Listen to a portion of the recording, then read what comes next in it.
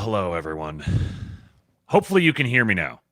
I'm not going to move any further until I get confirmation that you guys can hear me, but I am now registering volume on the mic input here, and I want to make sure that it works. Someone tell me.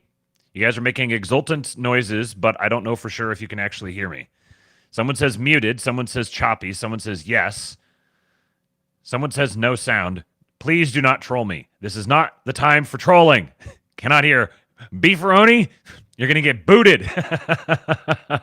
Okay, good. You guys can hear me. So now I will send out the tweet. So I don't send people to another bad link. There we go. So this is a browser issue. I have no idea. Everything worked fine with Vivaldi yesterday, but I suspect what it may have been is that I was changing around the tab audio settings for like playing audio, because I kept having tabs playing audio in the background, and I'd have to go back to it and pause it to play the next one and be able to hear it without listening to both of them. And maybe changing that, like changing the audio output settings on the tab, changed the audio input, but all the connections were on. I was registering audio everywhere. It just was not. When I checked Restream's little audio meter on your mic thing, it was not receiving any sound. So I went over to Chrome real quick and checked to see in Restream if it was, and it was. Vivaldi issue, blamed them. I don't know what to do about it. I'll have to go figure it out later. This is going to make the rest of the show a little bit tedious, because the reason I was switching all of my my operations here over to Vivaldi was because I really like their tab management system. Using the tiling, or sorry, not the tiling, but the stacking of tabs, stacking them up and categorizing them, so I don't sit here and look at them and have to pick through a bazillion different tabs or have a ton of different windows. It's super effective. I'd really like to keep using it. So I got everything all sorted out, all organized, and I kind of figuring out my workflow for this. It just streamlines everything, way less cognitive load, and I've got it all organized there. Now I'm going to have to go through and one by one pull each single tab, copy the link, bring it over to Chrome, and just go through it that way. So just bear with me as I pull up each link, and this is going to make posting the master thread extremely tedious later on. Oh well, I will put myself through this. I will sacrifice myself for you guys. That's how much I believe in you. Do me a favor and hit the like button.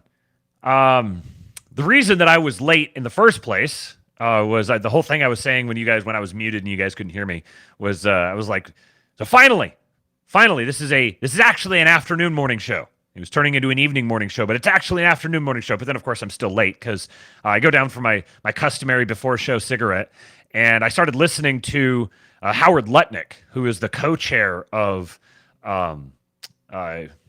he's the co-chair of the campaign or something like that, or the transition team, co-chair of the transition team for Trump. And he and Elon Musk are going to be the ones starting Doge together. And he's talking to Anthony Pompliano on the podcast, does a long form interview. And this dude, we've talked about him on the show here in the past. You guys may remember if you were watching, I think this was probably like 8 weeks ago, somewhere in there.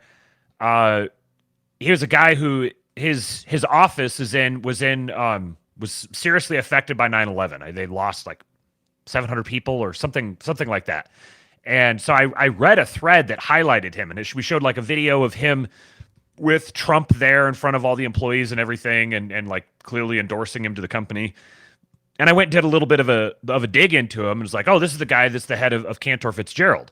And I just happened to listen to Stormy Waters talk about the significance of if you see one of these executives who is both the CEO and the chairman of the board of a company, that person has absolute power in that company. And it's typically someone who either was born into it, it's like a family company, or they started out at the bottom and worked their way all the way to the top. And so they're very personally identified with the company. The company is their legacy.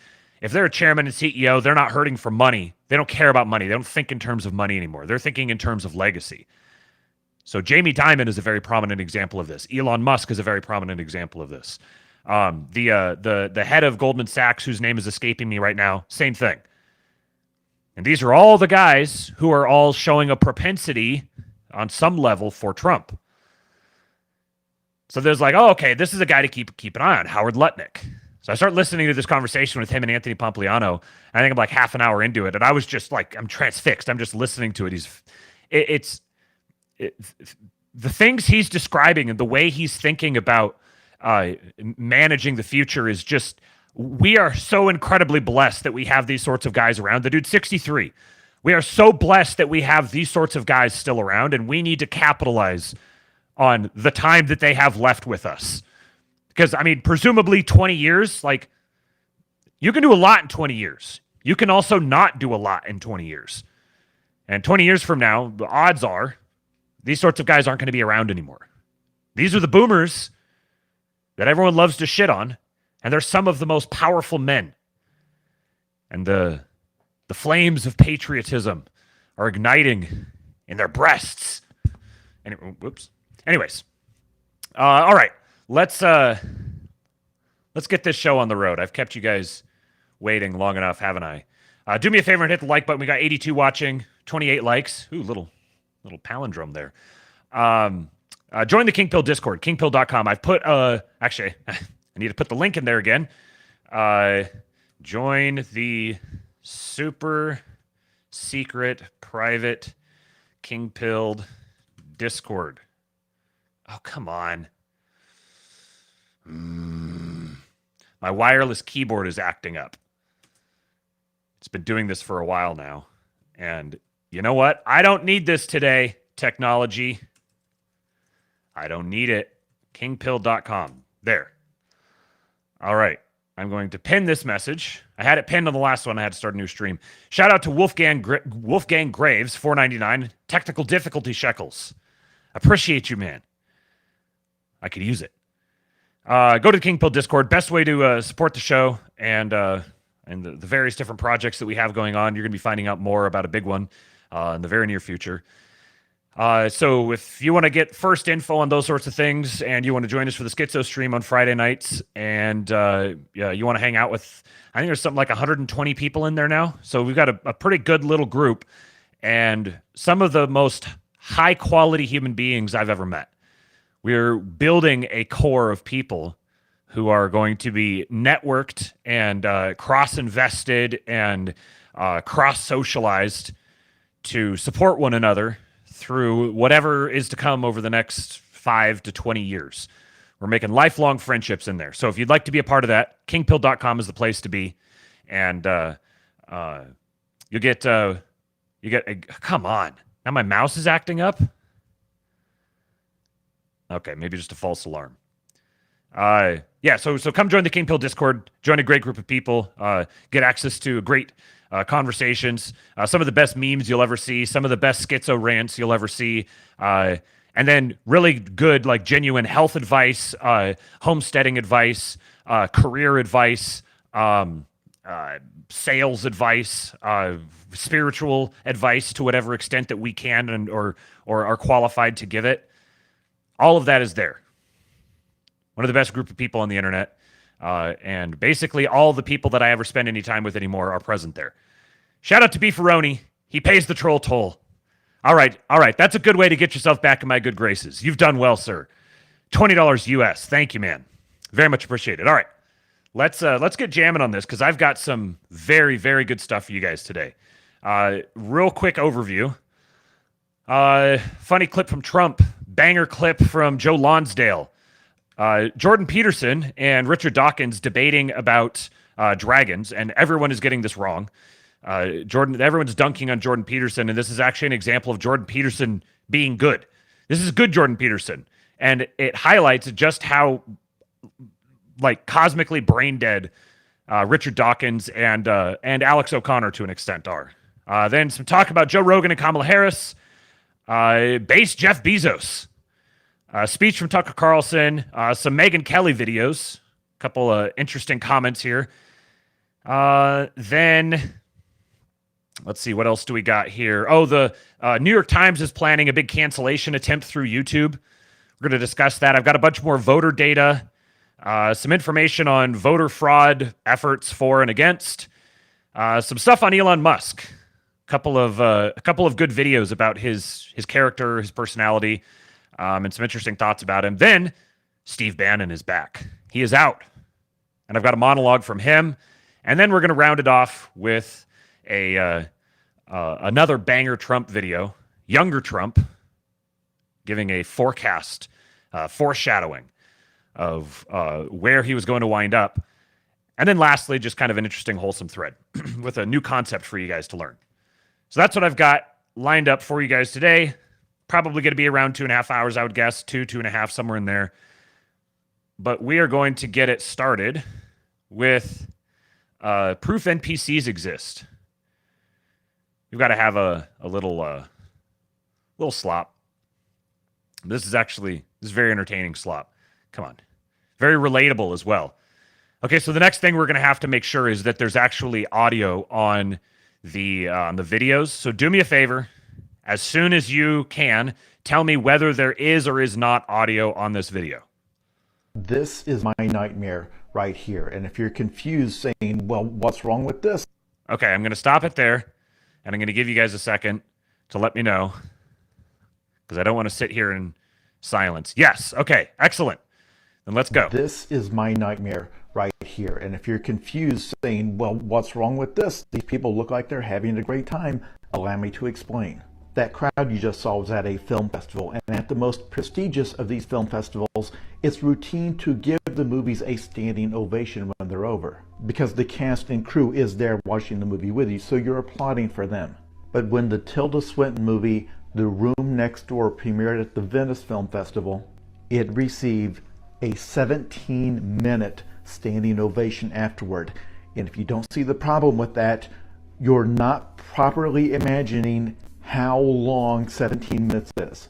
So I want you to go get a clock and time this out. I want you to imagine that you attended this premiere and you watched this film and you thought, wow, that's pretty good. And then after the credits rolled, everybody around you stands up and starts applauding. You see the stars and the filmmaker and they're standing up and graciously receiving the applause, but then people just keep clapping and they keep clapping on, and you don't want to be the first one to stop applauding because that would be rude.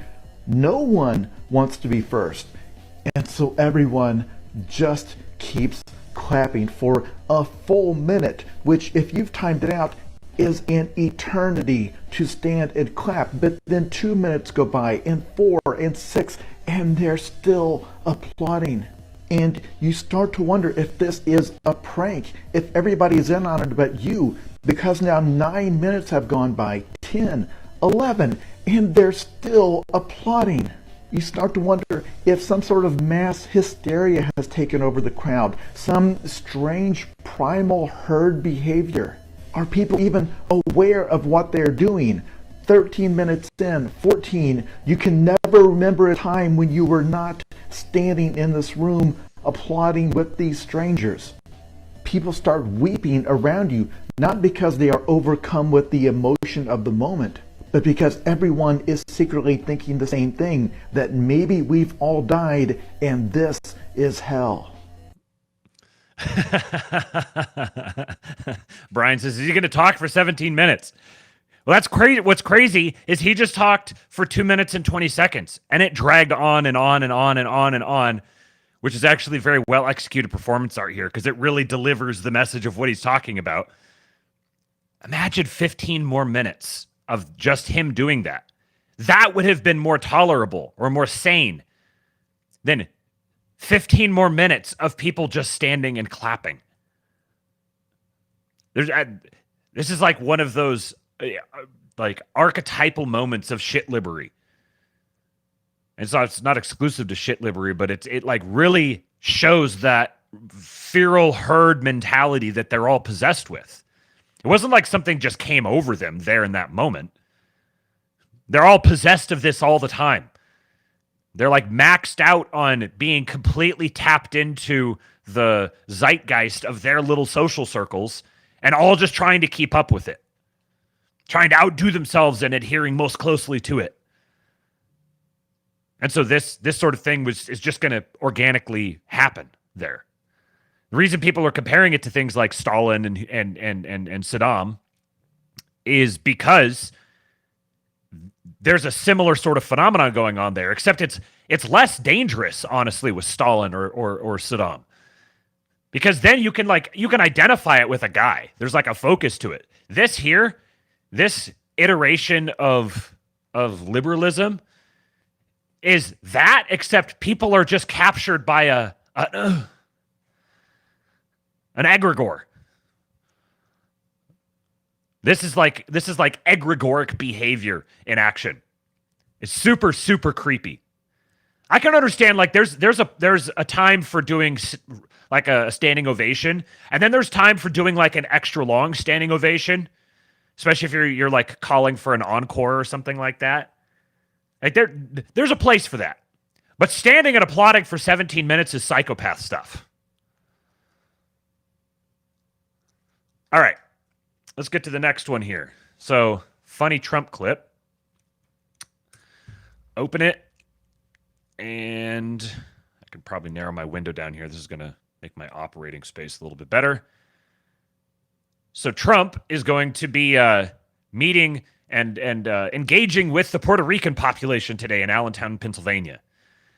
And Morgan is a Wizard says, I hope Trump says Puerto Rico like this at tomorrow's press conference. We are also praying for the people of Puerto Rico. We love Puerto Rico. We are also praying. I shot coffee into my sinuses when I watched that yesterday. Puerto Rico. Puerto Rico. All right. Here's the video of Joe Lonsdale at Palantir. We've talked about this guy a lot in the past. He is one of when I started doing the whole PayPal Mafia dive, he was one of the first ones that I saw that really tipped me off to the existence of, that this was like a really legitimate phenomenon. I saw his YouTube channel, American Optimist, and started listening to some of the stuff he was saying. And then he's look into his background a little bit and he's actually the reason that Peter Thiel got involved with the Seasteading Project, because he was there working on it with Patrick Friedman, then went on to found Palantir, and then is now the head of 8VC and involved in starting the University of Austin. Like he's an influential dude. He's been leading the legal battle against expanding homelessness laws and actually in restricting homelessness laws I guess it would be expanding homelessness laws technically, because you're like expanding the law to minimize the homelessness. Anyways, he's been front and center on that effort, and he is rabidly pro-Trump. He is unabashedly, arrogantly pro-Trump. He's also a super hardcore Zionist, like Palmer Luckey. Same guys. They're very much like renegade, millennial, tech bros who are some of the most pro-Trump people in the world, have worked directly with him, know him personally, super pro-Trump, super pro-America, like Gundo type of mentality, and totally in love with like the super ostentatious Americana. And yet they're also super pro-Israel. So they're not neocons. You can't just like lump them into that just because they're pro-Israel. There's something different entirely. And the way I've characterized this is that you've got the people who believe that America should exist for the sake of Israel, and then the people who believe that America should exist and so should Israel. So they want Israel to be strong and everything, but they're Americans. They're Americans who think Israel should be an ally, which on a certain level makes them very politically normy still. It's kind of a thing they're pulling from there because they're coming out of George Bush conservatism, sort of, but they're an evolution on it. And they are first and foremost Americans who see America as a place to be protected and built up and made strong and sovereign and independent. So they're a very complicated political faction for both the left and the right, which is part of what's making them so disruptive. So anyways, here's an interesting clip from him talking about some of these sorts of things. And how does that impact? No, it's fair. Yes. Listen, I obviously think lower taxes is better, but I mean, I would be fine to pay like way higher taxes myself just to have a competent functioning society. I want to be clear about that. Like, I am not voting for lower taxes here. Like, That's not my question. My I question's like different. lower taxes and they're better, but like, I would literally pay a 90% tax rate. I'm fucking rich, Michael. I would pay a 90% tax rate if we could keep our society competent, if we could stop having illegals swarm into our country, if we can fire unaccountable bureaucrats, if we can put systems into place to make our government competent, if we can stop having regulators harass and destroy and impugn builders, like I will pay whatever taxes that takes. I'll pay like 90% of my fortune, because like we need our country to be functional for my kids and grandkids and everyone else to live in a functional society. I think that's like the important point here, like that this is not about saving some dollars on taxes. Like, this is about saving our civilization. Now, if you're high enough IQ, you recognize the difference in what he's saying here, that he's not saying that paying 90% in taxes would solve that problem. He's actually implicitly he's saying that's not the case. What he's saying is he would personally be willing to pay that if that's the price of actually having the civilized society. If he could have the civilized society, okay, fine, take 90%. At least let me have the civilized society.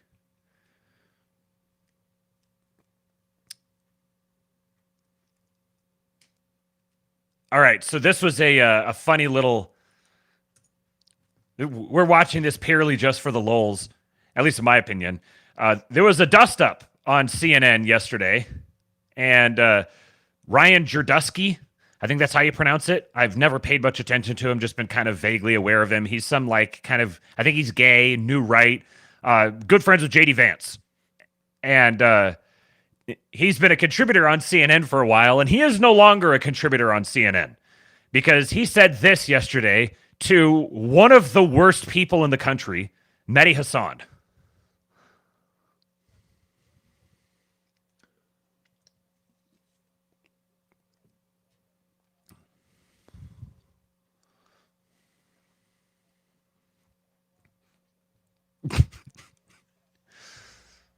Oh, for fuck's sake, no sound. Why no sound? Do you still have sound on me? What's going on?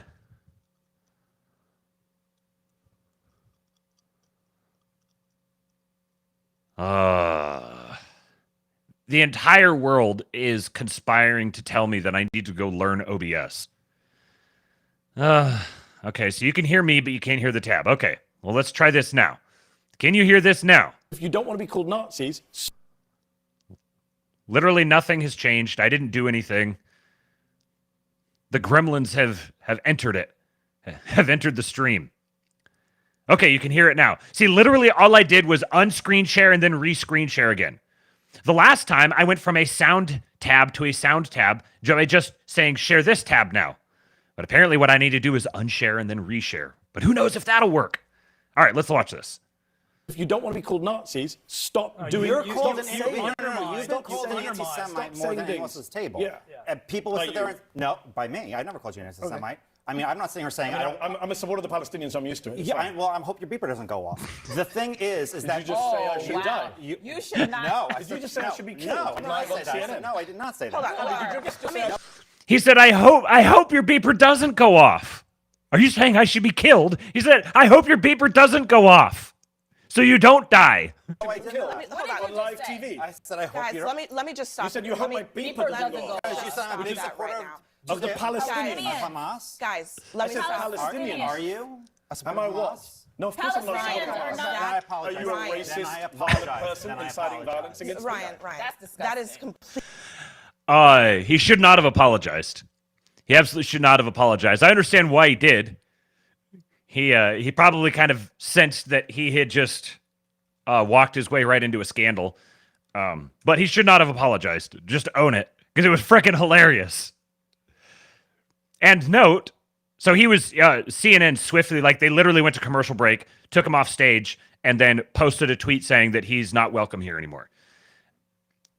So the guy who was calling him a Nazi, nothing's wrong with that. It's fine to call him a Nazi, but for him to joke that he's a terrorist, oh no, that's completely verboten. You can't talk that way. How dare you? The black woman is angry at you now.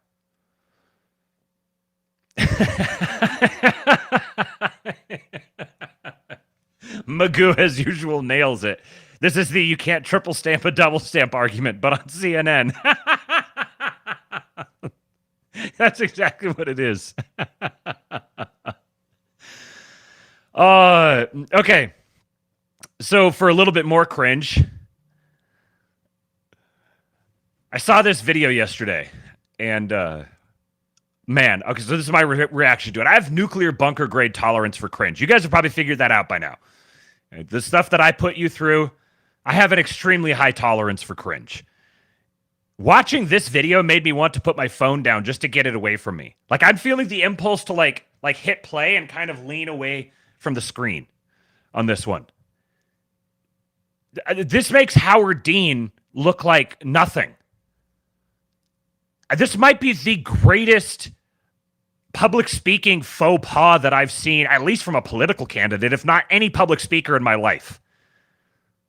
Watch this.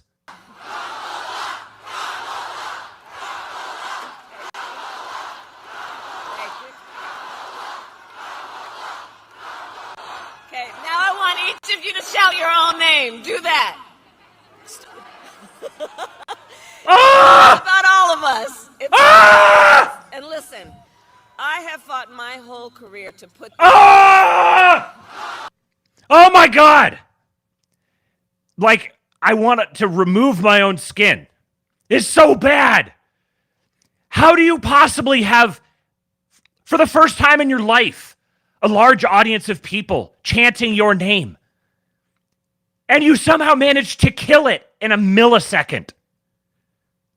You reduce them to absolute silence with one sentence. Oh my God.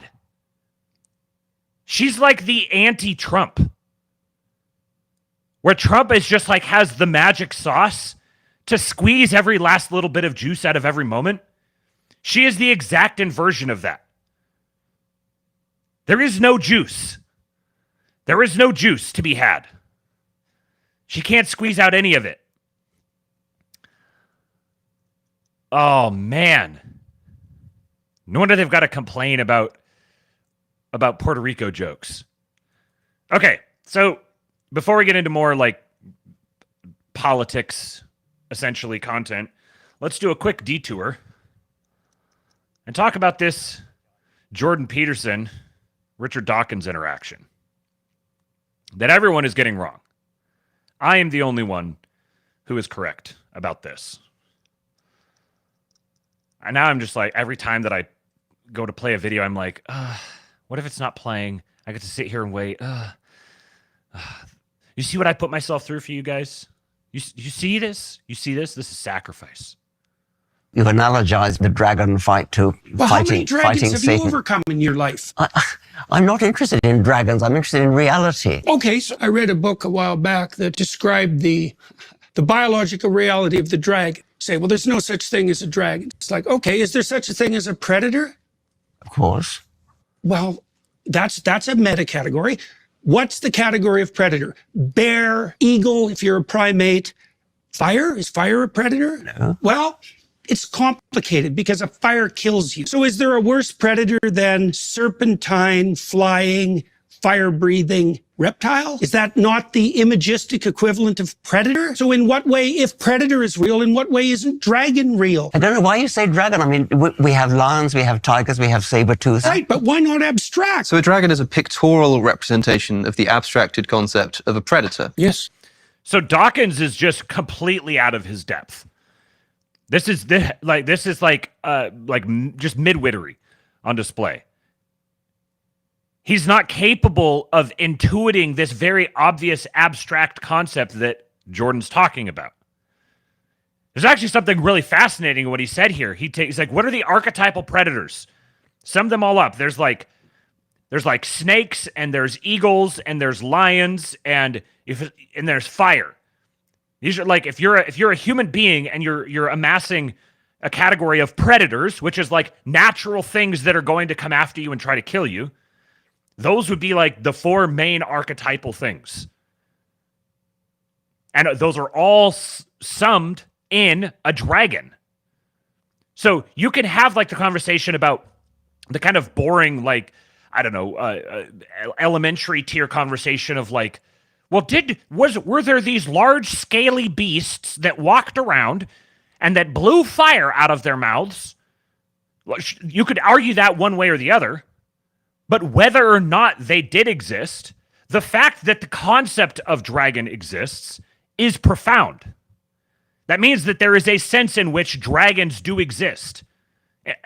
And to say that that's less real is to just reveal yourself as like a mid-wit materialist who can't grok the idea of the realness of spiritual things.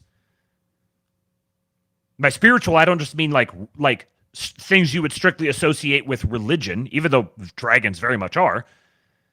I'm saying spiritual is in like abstracted from the physical. Metaphysical, you could say.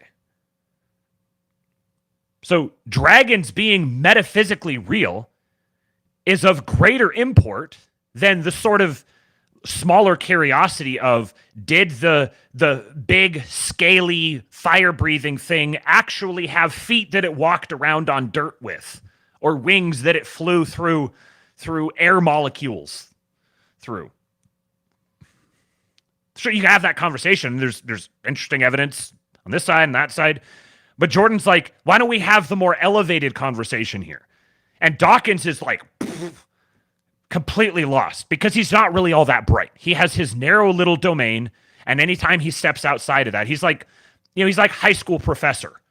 He has his like narrow domain, and this isn't to impugn high school professors, but there's a reason why high school professors on average are going to be less qualified and competent and intelligent and yada, yada, yada than higher level education professors. That's Dawkins' domain. Now, Alex O'Connor here is actually better than Dawkins. He's still a massive midwit himself, cosmic skeptic. We're continuing the long line of cringe here. But Alex O'Connor actually sort of grasps a little bit what Jordan is saying, and to his credit, is earnestly trying to engage with him on it. As you say, we already have the term predator, and so it might be useful in art, in narrative, but when you say the biology of a dragon, you must understand how that can be misleading. See, when Jordan says biology, he thinks that biology must be strictly just study of material things. But at the limits, when you're talking about real things and studying them and talking about their realness, and especially the way that liberalism has really kind of forced a wedge between the physical and the metaphysical, where people can't really think about them in concert with one another. People kind of think in the metaphysical or they think in the physical, but those two domains don't talk to each other very often. So he's saying, when you talk about the biology of dragons, what exactly are you studying here? Because maybe like instincts are not necessarily strictly biological. Having a mating instinct is not strictly down to chemicals.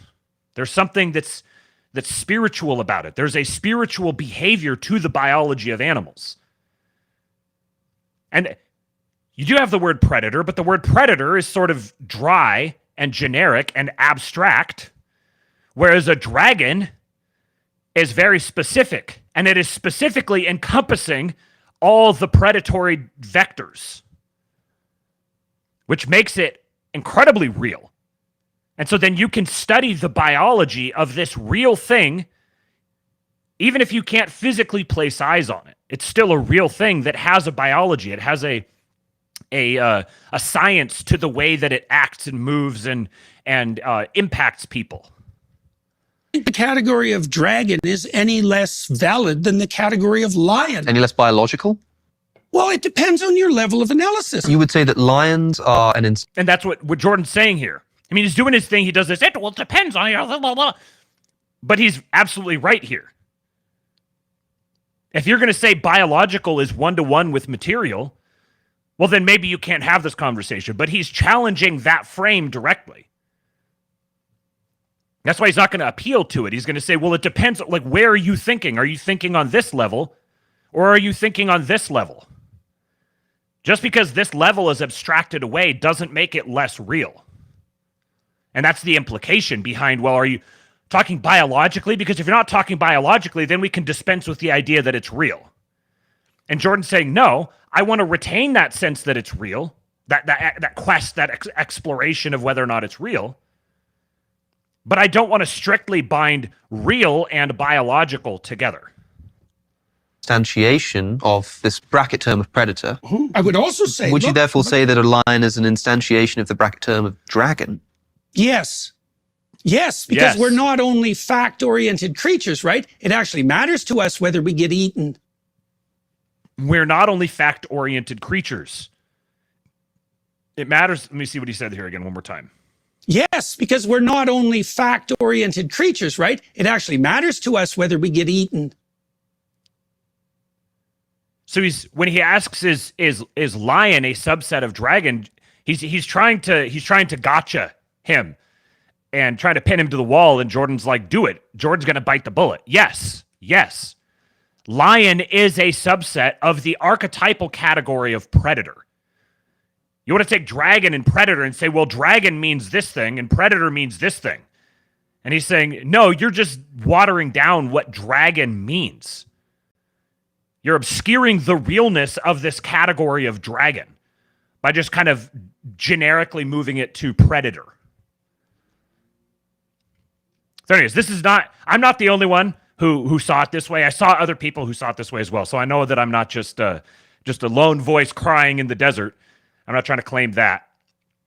Yeah, so that's... I like Jordan Peterson. He had such a huge impact on me, and I feel bad for him more than like when I cringe at him, it's because I feel bad for him. Because he's been so significant in my life. He had made such a major impact on me and so many people that I know. In a lot of ways, Trump owes a significant amount of his support to Jordan Peterson because those things overlap significantly. Jordan Peterson, young men who had their lives changed by listening to Jordan Peterson overwhelmingly vote for Trump. That's the sort of change that he has contributed to. So I owe him a lot, and I can't just kind of throw that away because he says dumb stuff sometimes. Okay, so some stuff on Joe Rogan. Rumor has it that... Well, why is it opening there? That's literally not where I said to open. Everything is just going haywire. Okay, cool. Now the tab is playing in the background. Oh, I'm going to need to take a nap after this. I don't know why everything's going haywire today. This is like so much of this stuff is just complete muscle memory. So I'm not doing anything different. I'm not a boomer, I promise. So rumor has it that JD Vance is going to be going on to Joe Rogan on Wednesday, I believe. So a couple little notes about this. Number one, people have been having a really hard time finding the full video on YouTube. They go search for it and they can't. It just doesn't come up. They get clips, but it's like almost impossible unless you go to Joe Rogan's page and go look for the video there. A lot of people haven't been able to find it. I haven't had any problem. Now, I think that's probably because I already watched it. So when I search, it goes back to a video that just I recently watched. I've like boosted it in my own algorithm. But maybe new people who haven't seen it yet, who go looking for it, can't find it. Autism Capital said they got a scoop. We were reached out to by a Google employee who shared that YouTube has marked the video as XLQ, which means extremely low quality spam. This can happen in a couple ways, but the most likely way is a mass reporting of the video. Once a video reaches a certain amount of reports, this happens automatically. They're claiming it's likely that there's a campaign to mass report the interview going on online. Perhaps there is an online forum or thread where this is happening. If anyone has any ideas, please share below. This should not be surprising at all. This is exactly how they'll operate. And you can attribute extreme malice or just more ignorant malice to this. And I would attribute it to the latter. So they have their plausible deniability that the algorithm is going to respond to something getting mass flagged. They know that it's going to be mass flagged. They're personally not happy about it being there. So it's very easy to just be like, oh, wow, who could have guessed? Oh man, we were so busy and we're just getting to this now. I'm so sorry. I'm so sorry it minimized the number of views for a few days there, right? When it was the hottest. It just doesn't have to be some like coordinated explicit, okay, go delimit it, go flag it, go push it down. It could also be a single rogue employee that goes and is like, oh, fuck that guy. It doesn't have to be some sort of massive orchestrated conspiracy planned out ahead of time. Because ultimately, there's enough people with sway within Google and YouTube now who are very capable of smelling what's on the wind and understanding the vibes of things. I mean, it was the head of Google who called Trump and told him that the McDonald's thing was like the biggest single news item they've ever had. So I'm much more inclined to attribute this to simple ignorance and malice and kind of the general milieu of incompetence that all of these woke companies have degenerated to.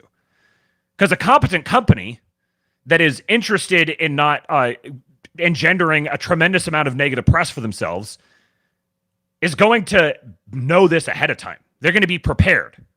It's not that hard to tell. It's not like you didn't have to be completely extracted from the lib bubble to be able to reason through this kind of thing. Like, oh, there's going to be a whole bunch of people who mass flag this video, who try to get this video delisted in some way. So we're going to be prepared for that, and we're ready to step in and just nip it in the bud if it happens. But they're not a competently run company. Their priorities are all fucky.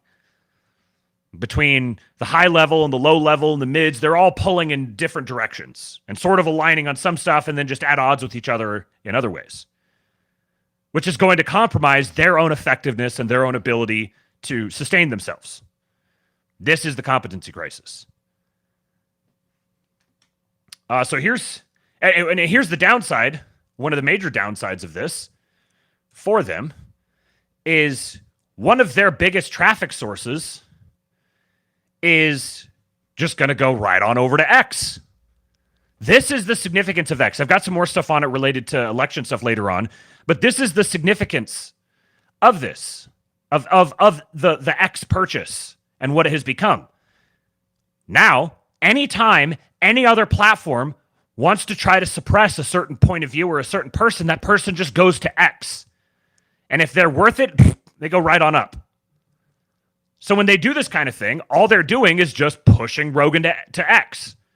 Whether they're doing it out of explicit open malice or just ignorance. He's just going to go post it on X and get 8.8 million views in 15 hours. And he says also, for the record, the Harris campaign has not passed on doing the podcast. They offered a date for Tuesday, but I would have had to travel to her and they only wanted to do an hour. I strongly feel the best way to do it is in the studio in Austin. My sincere wish is to just have a nice conversation and get to know her as a human being. I really hope we can make that happen. They're, the way that they were going to do this is have him travel to her, and then she's super busy, she's got all kinds of stuff going on, and so she's just got, sorry, I'm so sorry I'm late, I've only got a half an hour left, let's make this snappy, and then, got to end 5 minutes early. That's the move that she's trying to pull on him. Now, why are they doing this?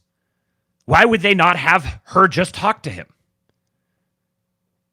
Because they know exactly what's going to happen. Everyone who's all like, oh man, what's going to happen is she's going to go on there and he's just going to like really bring her down to earth and make her seem really personable. And she's going to come out of it doing really well. Kind of like she did with that debate. She'll come away from it and everyone be like, oh, maybe she's actually more competent than I thought. If that was even a conceivable possibility, there's no way that they would be doing this. They're explicitly trying to figure out a way to blame him for her not doing it because they know that she can't do it. That it will nuke her if she does it. And additionally, they're probably trying to buy themselves as much time as possible so that if she somehow does end up having to cave to pressure and just go do it and try to limit the damage as much as possible, you do it after as many people have voted as possible. Try to minimize the effect of it and the news cycle around it on the strict number of people voting because they need every last little vote they can get right now.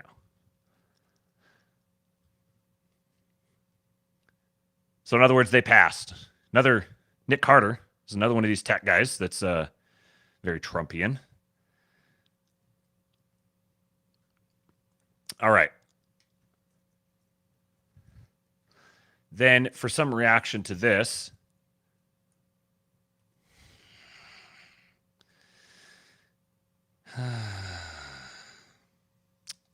copy.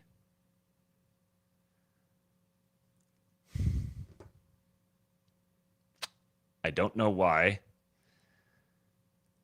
my keyboard suddenly just doesn't work.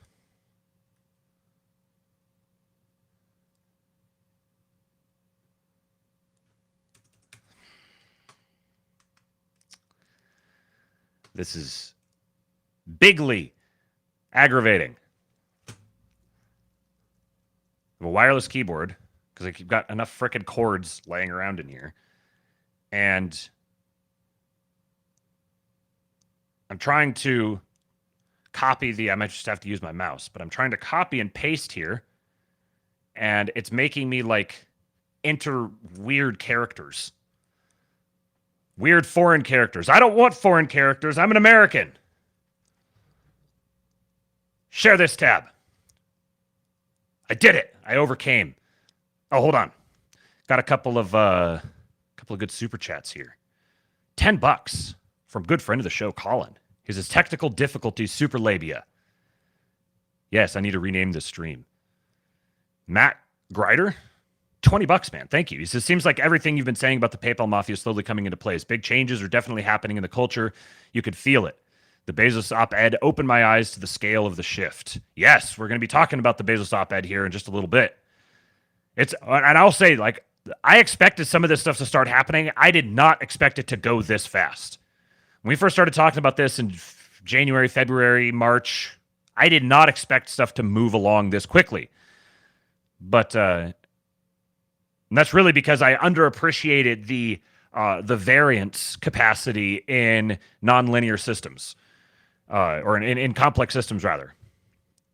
The nonlinear change means that once change starts happening, it starts happening really, really fast. And the faster it happens, the faster it happens. So now you have to, like, your evaluative lenses or whatever, you have to start modifying your expectations, taking into account the fact that things are changing quicker and quicker. And the more they start to change in a particular way, the more they're going to continue changing in that way because it's going to build up momentum. Until there's some sort of major issue, some sort of major, like, turning point that either massively catapults it or in one direction or massively catapults it in the other direction. There's a really, really fast game of chess happening more and more right now. And there's some people who are ahead of that game, and there's some people who are behind. So Robert Sterling says Joe Rogan won't have... Actually, let's see here. He won't have Kamala Harris on his show unless she comes to his studio and sits for a 2 to 3 hour full interview like Trump did. We've entered the era in which podcast hosts have more power than a sitting vice president. Thanks to free and uncensored internet, the democratization of media and news reporting has finally been realized. This is what I was saying a couple days ago. We're seeing the actual, like, a truer democracy emerging because politics is starting to happen more and more out in the open. Decades after online pioneers first dreamed of the possibility. This is why establishment politicians and regime journalists are so afraid of podcasts and social media, and why they'll continue to aggressively push for regulation. A college dropout who started his career hosting Fear Factor and working as a UFC commentator is able to dictate terms to a vice president, former senator, and former attorney general of the largest state in America. The presidential election is in 1 week, and she needs him and his audience far more than he needs her. You've got to love seeing it. And then he says, case in point, this guy, Armand Dumluski, says, genuinely, dude, she's the vice president of the United States and you are a podcaster. This is absolute diva behavior. This dude doesn't get it. It's so easy to get, and he doesn't get it. Joe Rogan loses nothing. Loses absolutely nothing by not interviewing her. If anything, he might lose something by interviewing her. But he loses absolutely nothing by not interviewing her. She loses a lot by not doing it. The times are a-changing. So we've got some more big news breaking here that a major outlet has decided not to endorse for president.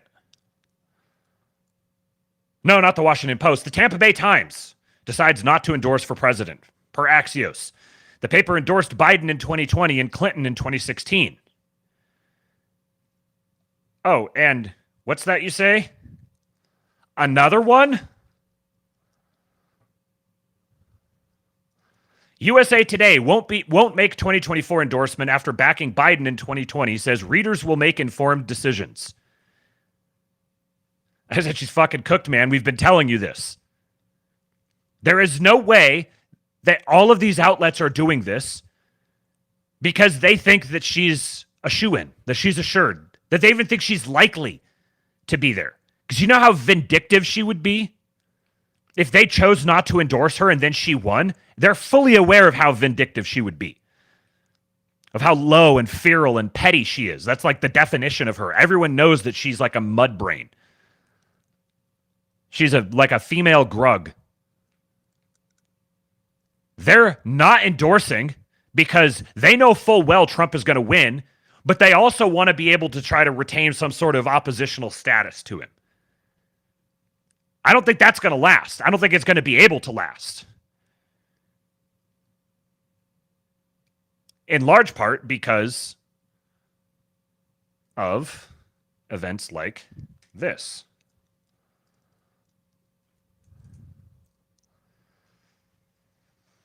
So not only did Washington Post decide that they're not going to be endorsing a presidential candidate, not only was it released that Jeff Bezos played a role in that decision, the man came out himself and wrote an opinion column on it. I'm going to read it to you.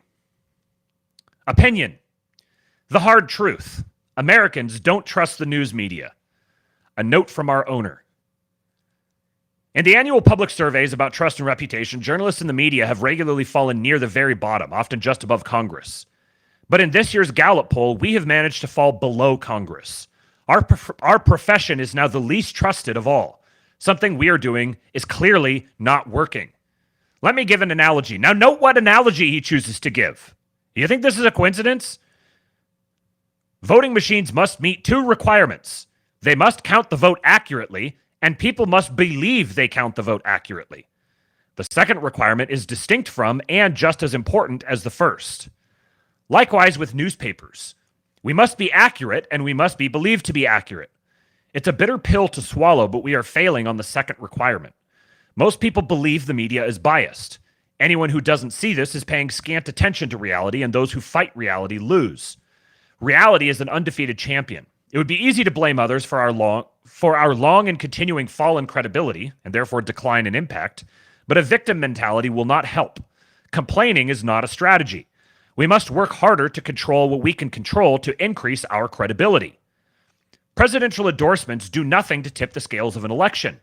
No undecided voters in Pennsylvania are going to say, I'm going with newspaper A's endorsement. None. What presidential endorsements actually do is create a perception of bias, a perception of non-independence. Ending them is a principled decision, and it's the right one. Eugene Meyer, publisher of the Washington Post from 1933 to 1946, thought the same, and he was right. By itself, declining to endorse presidential candidates is not enough to move us very far up the trust scale, but it's a meaningful step in the right direction. I wish we had made the change earlier than we did and a moment further from the election and the emotions around it. That was inadequate planning and not some intentional strategy. I would also like to be clear that no quid pro quo of any kind is at work here. Neither campaign nor candidate was consulted or informed at any level or in any way about this decision. It was made entirely internally, meaning I made it. Dave Limp, the chief executive of one of my companies, Blue Origin, met with former President Donald Trump on the day of our announcement. I sighed when I found out because I knew it would provide ammunition to those who would like to frame this as anything other than a principled decision. But the fact is, I didn't know about the meeting beforehand. Even Limp didn't know about it in advance. The meeting was scheduled quickly that morning. I would be very interested to know what that meeting was. Scheduled quickly that morning. Is this something related to the transition team, maybe?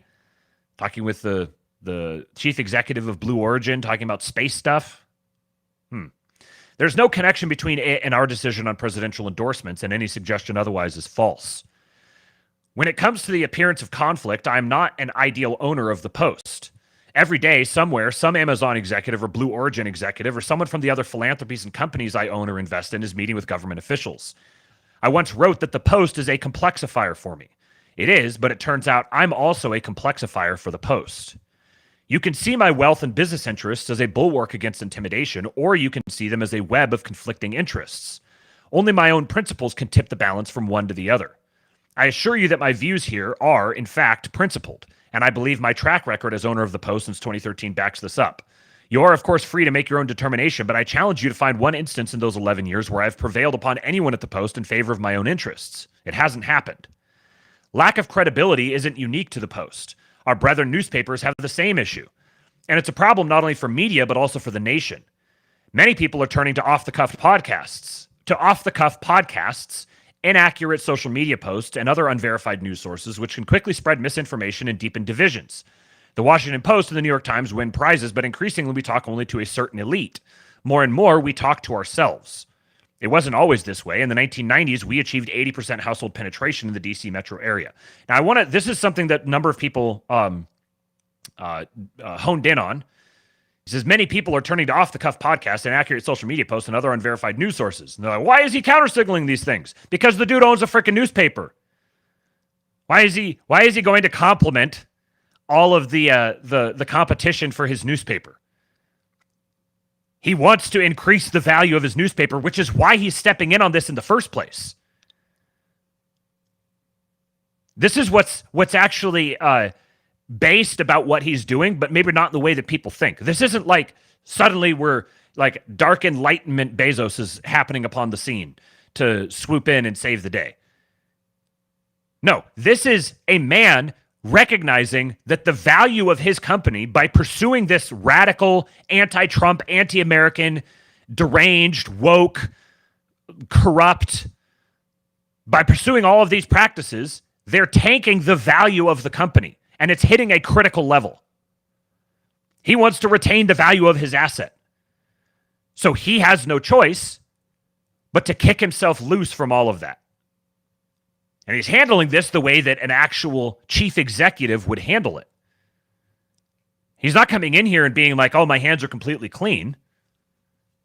Like, it hasn't been run perfectly, but he's also kind of indicating, I bought it and I entrusted it to these people, and these people aren't doing what I want with it, so I'm stepping in now. And maybe I was bad for me to be that way in the past, but moving forward, I'm going to be the one dictating how things are run around here. This is actually based. I don't care if he decides to have it keep being shit libbery. I expect that's what's going to happen.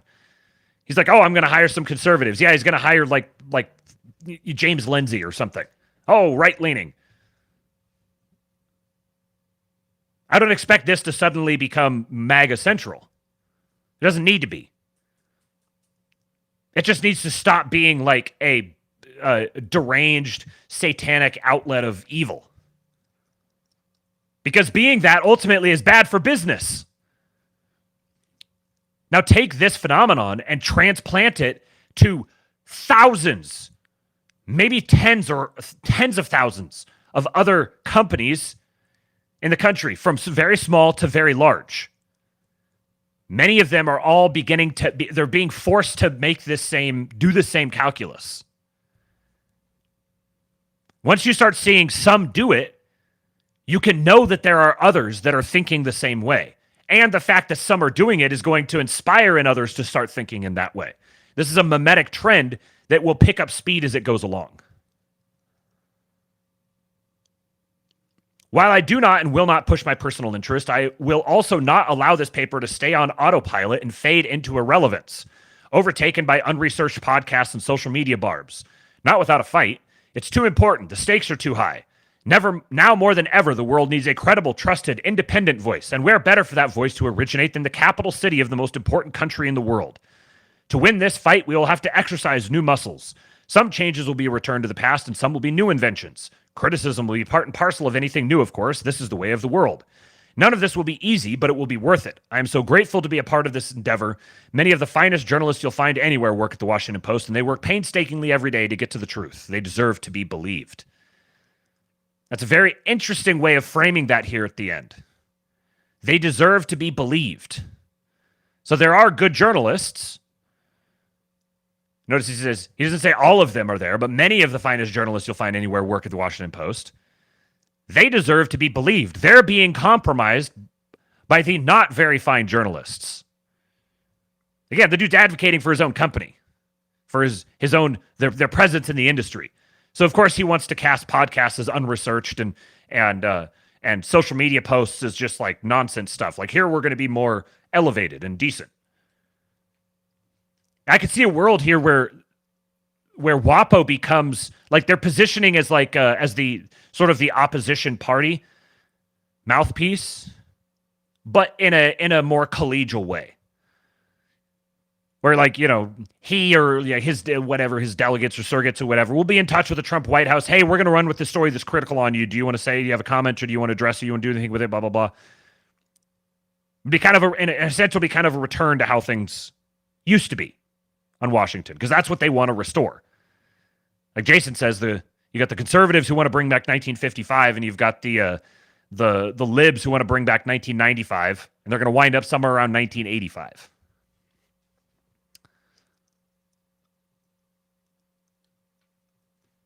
Interesting note from Jack Posobiec here about Mr. Wapo. Jeff's only post of 2024 on Twitter. Our former president showed tremendous grace and courage under literal fire tonight. So thankful for his safety and so sad for the victims and their families. Isn't that very interesting? The only thing that he has tweeted. Now, it shouldn't be that surprising. Like, the front runner for president takes a bullet. Like, yeah, that's a pretty worthwhile thing for a prominent CEO and billionaire to tweet about. But it is significant that nothing else prompted him to tweet. Nothing else prompted him to step in publicly except for this tweet and the op-ed that he just wrote. A good point here from Josh Lisek, and it's funny having the two of these guys, Josh and Jack, back-to-back on tweets here. Those who know will know. He says, Jeff Bezos... let me share the screen. Jeff Bezos had to have known his op-ed would gut his subscriber base, which could give credence to mass layoffs, creating an environment where only those who believe in free speech and truth in journalism remain or want a job there. Wise. The Elon effect. I think he's bang on. Or at least this is an acceptable casualty. Oh, look at that. We had a lot of subscribers. I guess we're going to have to strip ourselves down to a lean, mean machine, and all the extraneous waste is going to get offloaded. We're going to strip down. We're going to get back to professional journalism and, get people on the streets. actually working a beat and talking to everybody and really taking the pulse and get back to true journalism, you know? That would sell very well right now.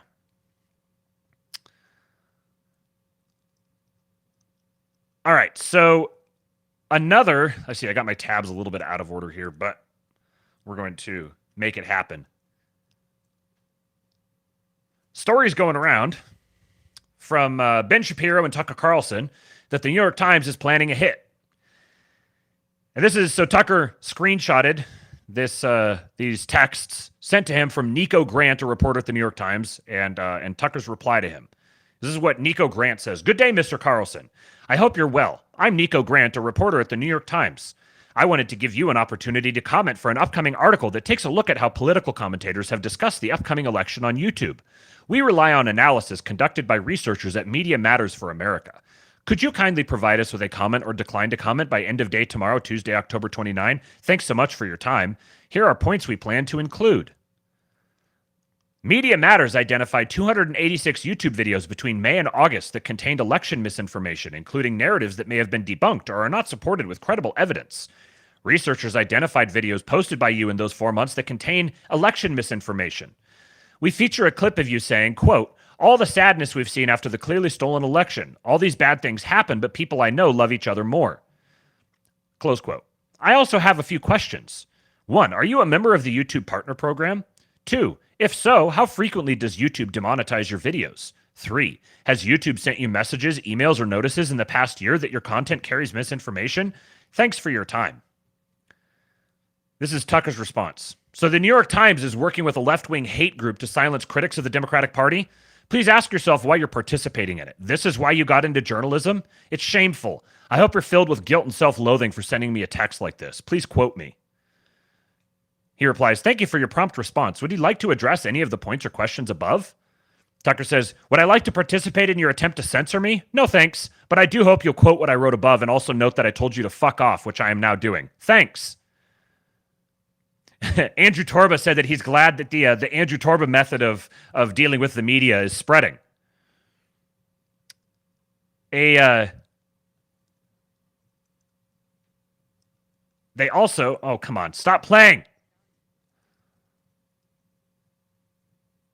Additionally, they sent, the same guy sent basically the same stuff to Ben Shapiro.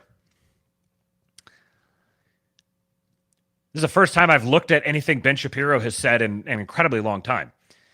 He said, if you're wondering what the legacy media would plan for its October surprise, wonder no longer. It's here. Today, I received the following text from a reporter at the New York Times. And he's got basically the exact same information. He says, what precisely is New York Times doing? It's perfectly obvious. Using research from Media Matters, a radical left-wing organization whose sole purpose is destroying conservative media, see below, in order to pressure YouTube to demonetize and penalize any and all conservatives 1 week from the election. You mean they're going to engage in a per se case of election interference and they're allowing documentation of it and amplification of it as it happens? Could they be retarded? Back to Ben. He says, that's the entire game here. Run an article in America's most trusted newspaper that declares pretty much every major conservative a purveyor of misinformation on YouTube, thus strong-arming YouTube into taking action against conservatives. This isn't about election misinformation, obviously. As pretty much everyone knows, I've always acknowledged that Joe Biden won the 2020 election. And if it is election misinformation to point out the rigging of the voting rules for election 2020, resulting in massive mail-in voting and ballot harvesting, then the New York Times might want to talk to the New York Times and CBS News for starters. He's got quotes here from them talking about exactly what happened. And by the way, even if someone does think Joe Biden didn't win the election, that's still protected speech under the First Amendment. But that's the point. You don't have to purvey misinformation to be the target. You just have to support Trump. This is totally scandalous. In 2020, the legacy media shut down dissemination of the Hunter Biden laptop story and laundered the claim that it was all Russian disinformation, all to get Joe Biden elected. In 2024, they're even more brazen. They're openly trying to intimidate YouTube, one of the most dominant news platforms in America, into shutting down anyone who isn't pro-Kamala. About a quarter of U.S. adults get news from YouTube. So 26% of U.S. adults. And YouTube is an important way to get news for most who get news there. And the percent of YouTube news consumers who say YouTube is blank, they keep up with news. 13% said most important way. 59% said an important way, but not the most important way. And 27% said not an important way. So 72% say that it's an important way. Again, understand the mission from these supposed guardians of free speech and American liberty. Silence the opposition the week before the 2024 election.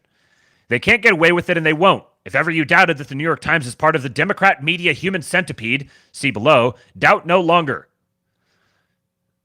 So the New York Times wants comment. Here's my comment. Kindly go fuck yourself. Not bad for the little man, I gotta say. And then this was my take on it that I wrote as soon as I saw it. Oh, come on. All right, I'm just not going to use the mouse anymore. I'm not going to use the keyboard anymore. Just the mouse. Copy. Paste. Share tab.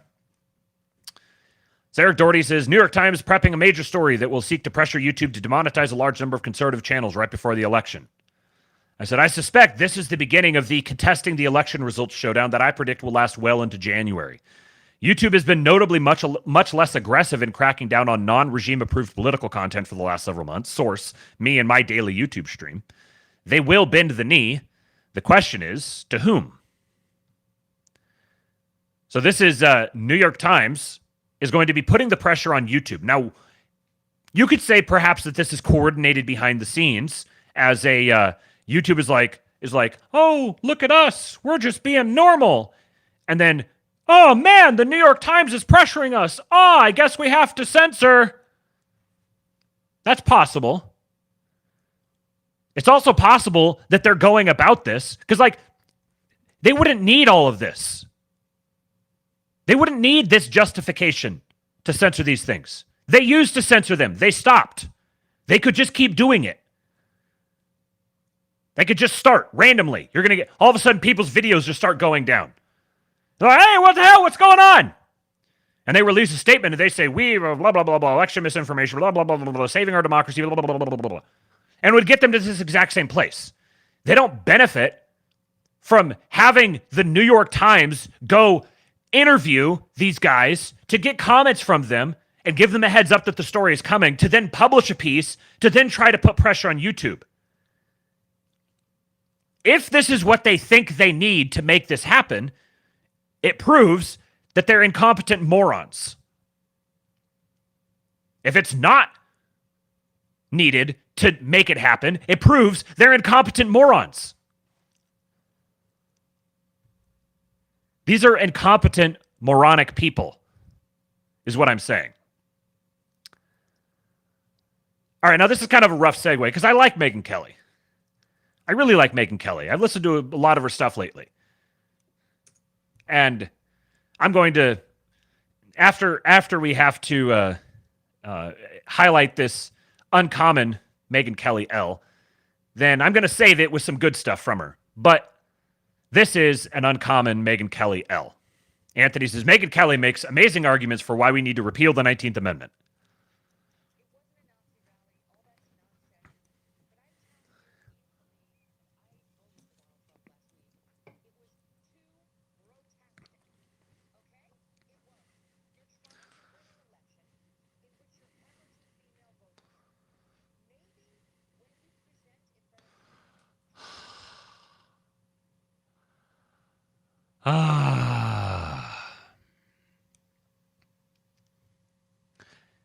You know what? I'm going to blame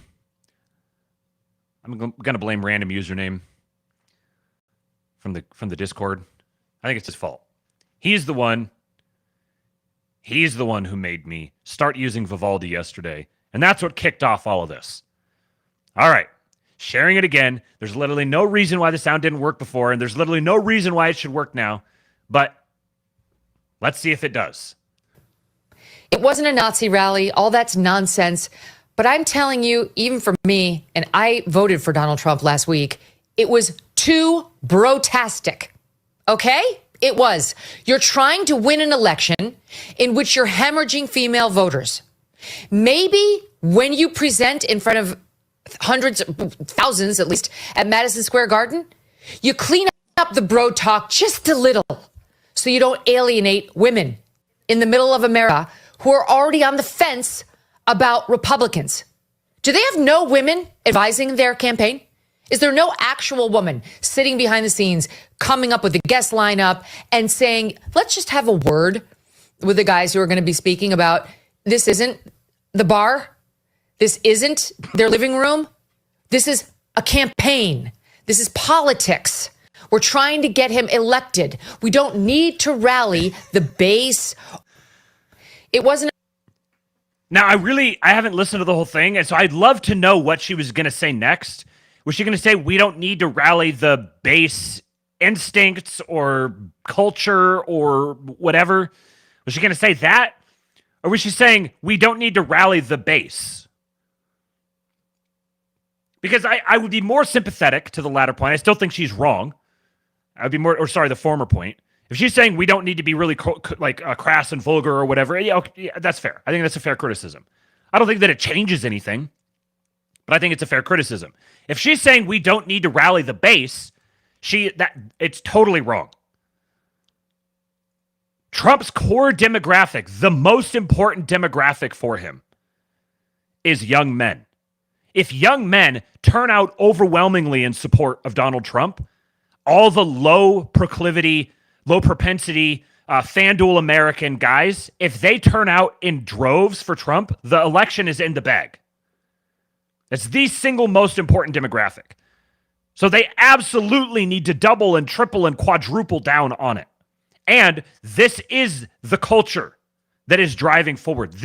They are becoming representative of the spirit of America at large, for better or for worse. So yes, it needs to be brotastic. It absolutely needs to be brotastic. Because you know what? She's upset about it, and she still voted for him and still would have. Sorry, Megyn, I love you, but you missed it here. Now, I will offer as a peace offering, I will offer you multiple positive videos in return. A couple of these I've been holding on to for a little bit, and then there's another good one I just saw recently.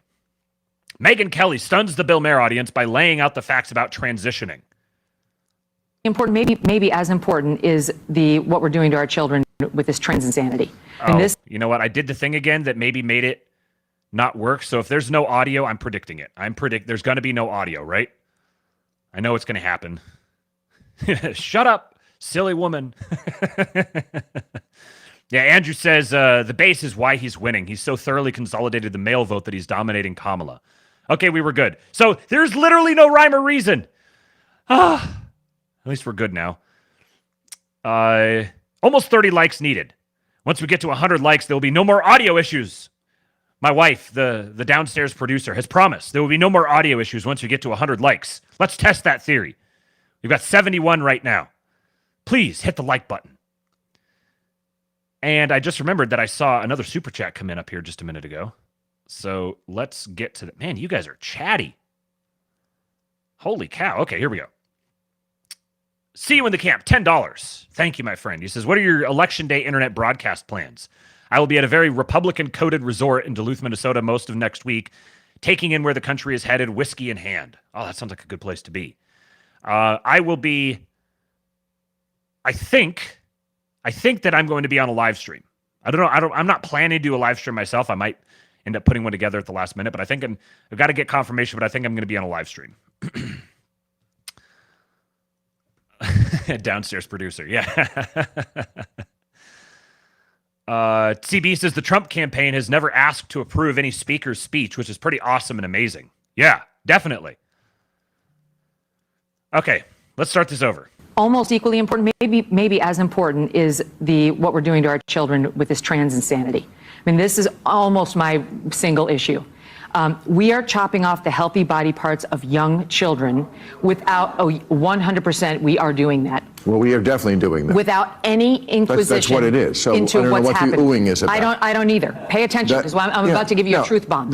Kids who are suffering from bullying, or who have been sexually assaulted, or who are going through normal puberty and feel uncomfortable in their bodies, will say to their parents, I'm not sure, maybe I'm gender confused. They will send them into a psychiatrist or psychologist who are told by our organizations, the American Psychiatry Association, and all the others that run their licensing, you must affirm. Affirm is the only standard.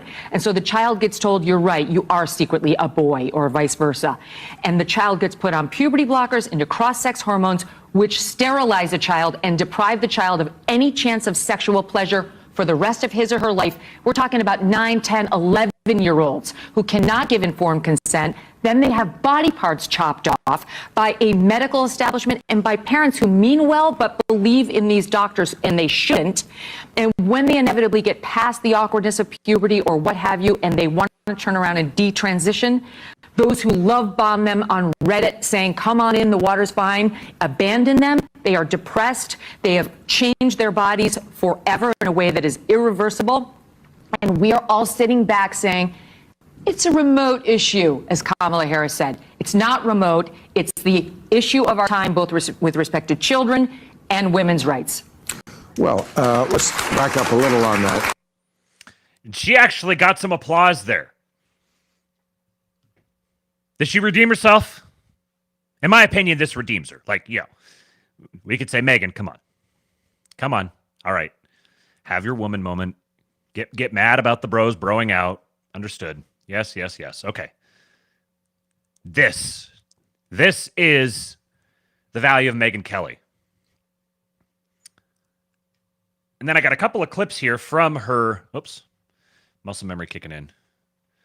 I got a couple of clips here. Stop sharing. New tab. Paste and go. Come back. Start sharing. Pick the tab. Open it up. Pause the video. Go back to the beginning.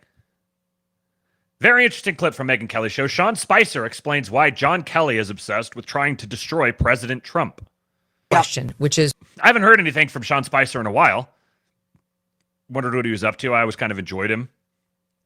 This is what he's up to. Why are there so many administration officials who hate him, have quit, and are leaking to the press about how bad he was?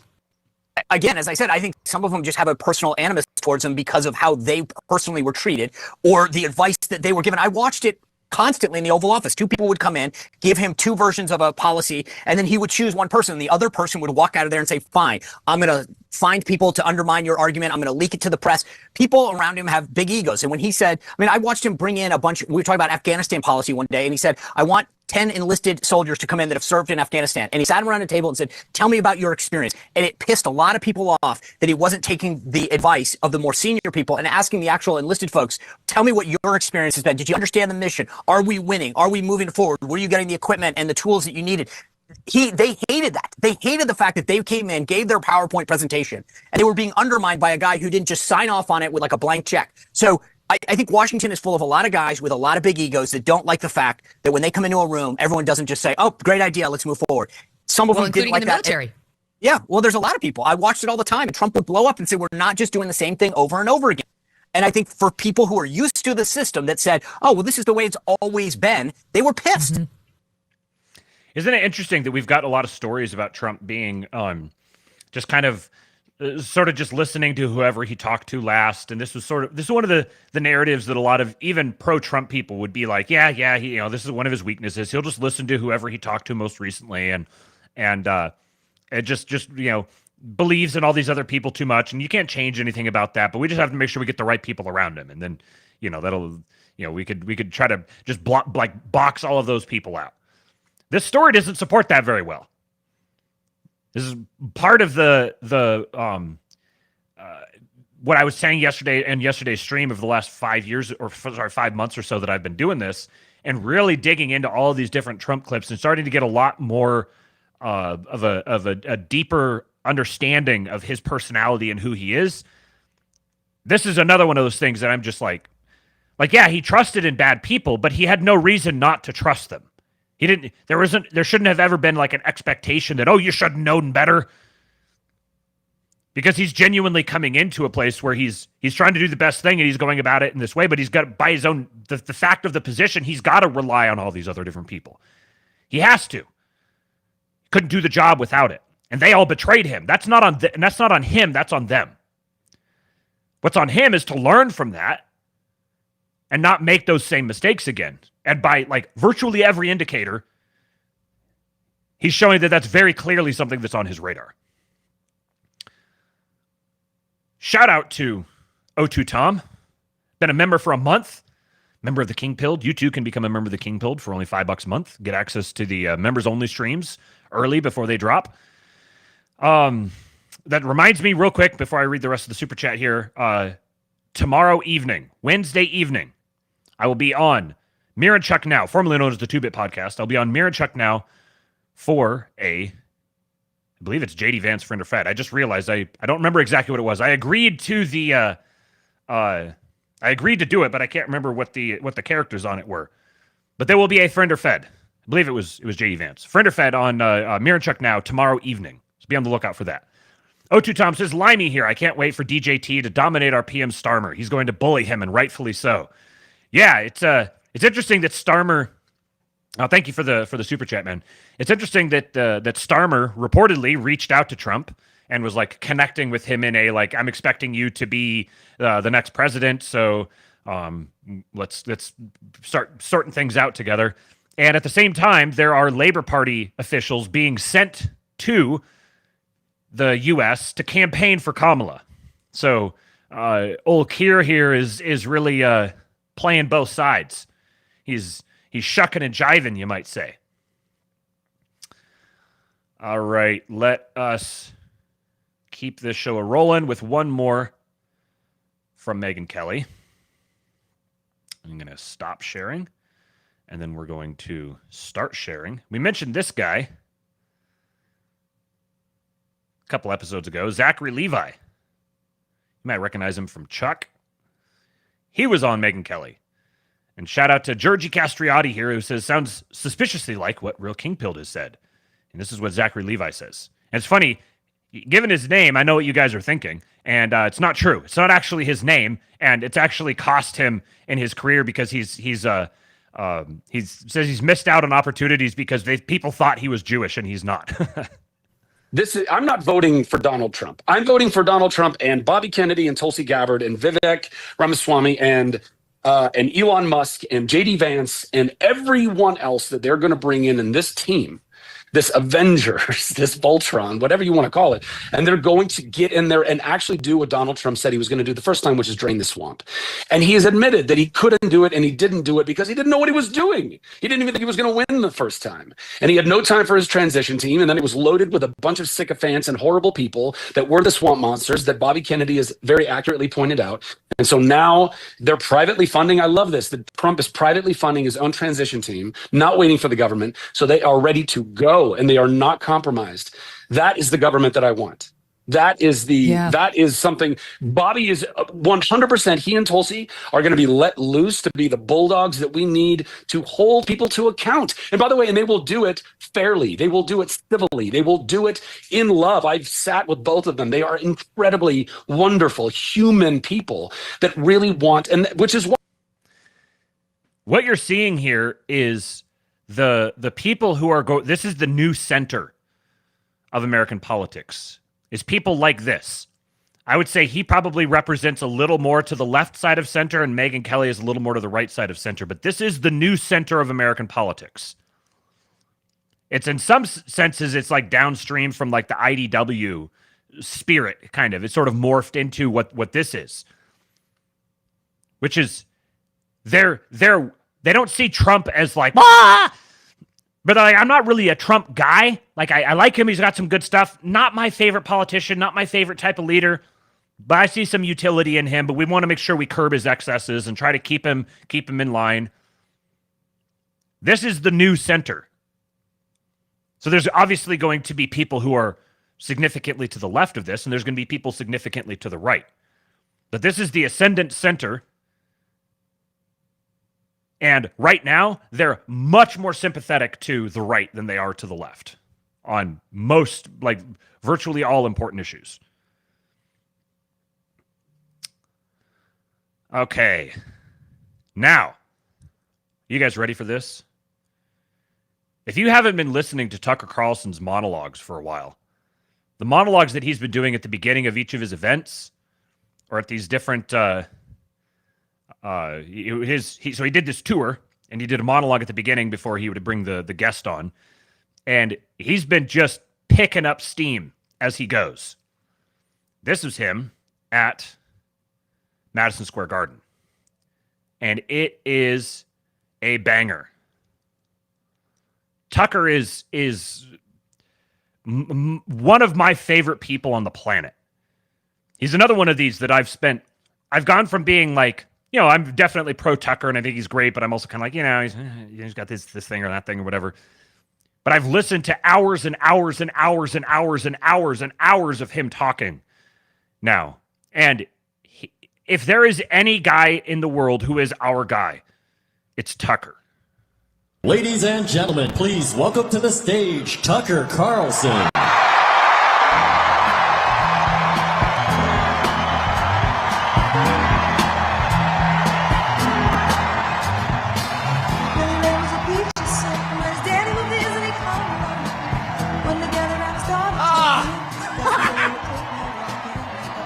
Thank you.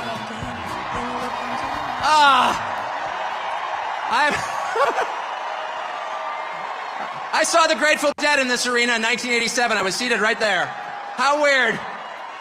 It's such an honor to be here, and it's wild. Tucker being a deadhead is one of my favorite things about him. It's just so perfect. Just completes his character so perfectly. Just another day following Bobby Kennedy Jr. at a Donald Trump rally in Madison Square Garden. Wait, what?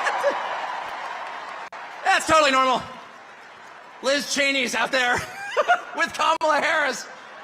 And there's Bobby Kennedy calling to protect women's sports at a Trump rally. It's a realignment. It's unbelievable. And the fact that it's here is even sweeter. Imagine if you're, and just pause for one moment. Imagine you're Donald Trump. You're from New York City. You become famous in New York City. You make your fortune in New York City. And all of a sudden, the leadership of New York City decides they're going to destroy you because they don't like your politics. And so yeah, boo. Imagine if that were you, though. And they try and take everything that you have. They try and put you in prison. They try and put your children in prison. If that happened to you, how often do you think you'd be going back to New York City? How about never? And yet he's here. It's like getting thrown out of a bar. And you think to yourself, well, all my friends are in the bar. And you approach the door and there's the bouncer like, you're not allowed in here. But from behind the bouncer, you hear the cheers of your friend, come on in! And the bouncer hangs his head in shame. Ugh. He's embarrassed that he's working for the man trying to get the most popular person out of the bar. And that's Donald Trump back in the city that produced him with no embarrassment at all in a room full of his friends. The stones that takes, the bravery that takes is incredible. Donald Trump's going to win. He's going to win. I know that that's true. Why is Donald Trump going to win? The people he's about to defeat have no idea. And they're panicked. They have no idea why people like Donald Trump. And their first theory was, well, Donald Trump is evil, so half the country's evil also. And that's one of the reasons they spent the last 4 years trying to destroy the country, because they're mad at its voters for liking Donald Trump. How much easier would it have been just to pause for 20 minutes and ask yourself honestly in some silent place, why do people like Donald Trump? And if they had been honest enough to ask themselves that question, they would have come up with the two main reasons, and here's what they are. The first reason that people like Donald Trump is because he likes them. That's why. And it's real. Affection is something you can't fake. I don't care how many times Kamala Harris would tell me she loves me, I don't believe her. I saw her kiss her husband with a mask on. A mask on. That's her version of love. It's fake. It's not real. They spent 10 years telling you Trump is a hater. Do you feel that on him? No, you don't. Because it's not there. I've spent a lot of time with Trump. And there's not one moment I've ever been with him off camera where he's spending his time grousing about people he hates. Ever. He's talking about the people and the country he loves in his private time. Trust me. And people know in a country that has been taken over by a leadership class that actually despises them and their values and their history and their culture and their customs, really hates them to the point that it's trying to replace them, they know someone who actually has affection for them, and that's Donald Trump. And it's requited. It's requited. They know. When he goes to McDonald's and serves fries, like, he's not faking that at all. That's why that worked. Democratic media consultants like, how is that working? Because it's real. That's why. And the second reason that people love Trump, and I put myself in this category, it's why I'm here today, is because he's liberated us in the deepest and truest sense. And the liberation he has brought to us is a liberation from the obligation to tell lies. Donald Trump has made it possible for the rest of us to tell the truth about the world around us. And that's the single most liberating thing you can do for people. If you want to enslave people, if you want to degrade them, force them to tell lies. And they have. They force us to lie about everything at gunpoint, effectively. They put people in prison for refusing to lie. And not just the obvious lies that men can become women or Vladimir Putin blew up the Nord Stream pipeline. No, honestly, he did. January 6th was an insurrection. They were unarmed, but it was very insurrection-y. Not even the obvious ones, but the big lie. You know what the big lie is? The big lie is that they're impressive. That's what the big lie is. That the people in charge have somehow earned the right to rule over you, and they haven't. And you know that. These are the single most useless people in the United States. They have no skills whatsoever. They've got 3/4 of the money, and they didn't earn it. They set up a system precisely for the purpose of awarding themselves wealth and power when it's undeserved. You look at Liz Cheney and you ask yourself honestly, what skill could she possibly have that allowed her to send hundreds of thousands of people to their deaths? Did she earn that? I don't think she did. No fair system would make Liz Cheney powerful. No fair system would make Larry Fink rich. No fair system would elevate someone like Kamala Harris to a presidential nomination. I love how much he hates them. Accused of doing anything useful. She has precisely no achievements. She's a nominee without getting a single vote.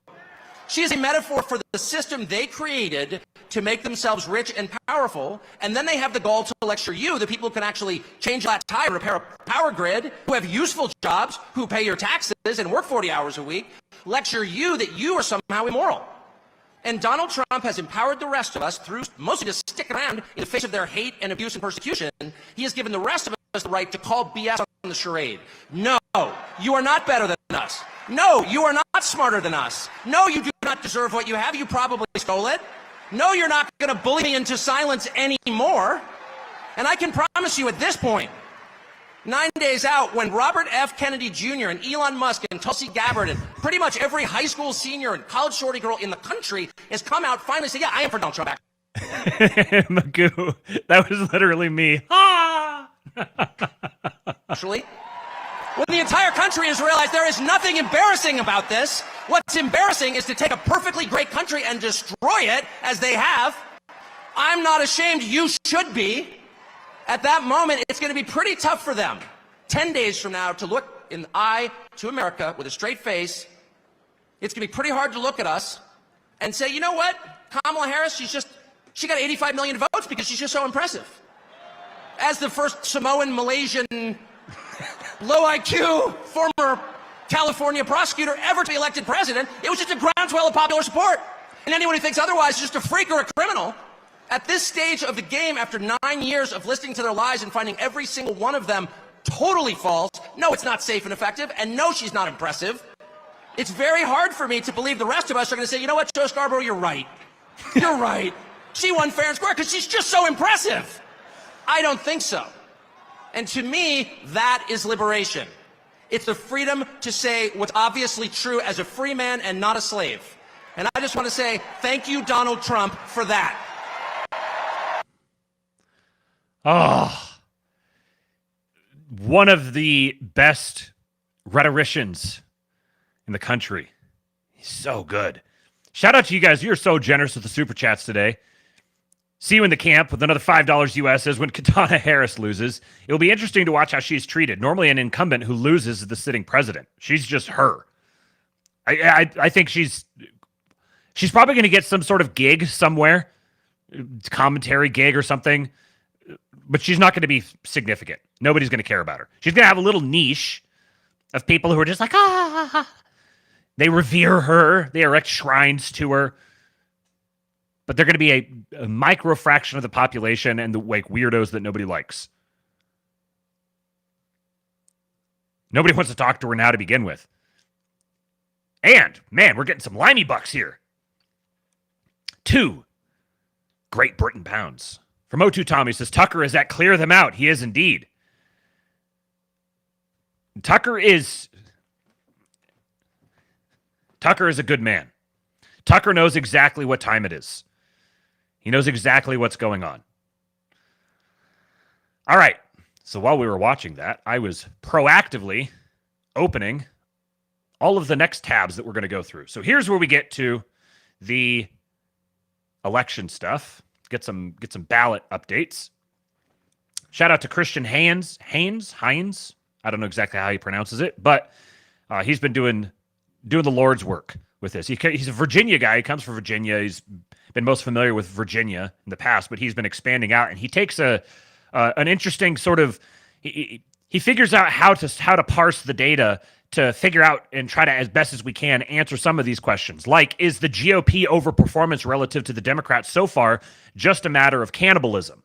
Meaning, you have like the total pot of GOP votes, and some of them could vote election day, some of them could vote before election day. Are we just seeing GOP voters, instead of voting on election day, they're just voting early?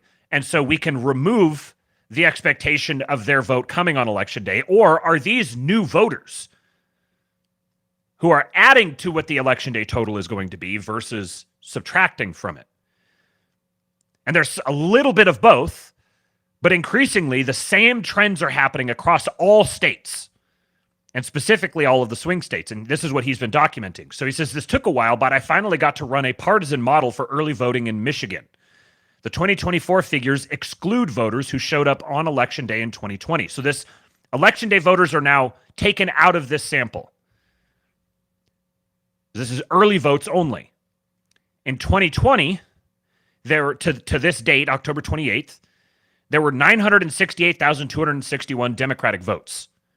That's down to 703,439 votes. So from 48.51% of early votes to 45.71%. And you can see that almost all of that, if you look at the concordant GOP numbers, almost all of that has moved to the GOP. So at this point, GOP is at 515,984, and their total early votes before were at 591,967. So total votes are down, but they're down more for the Democrats than they are for the Republicans.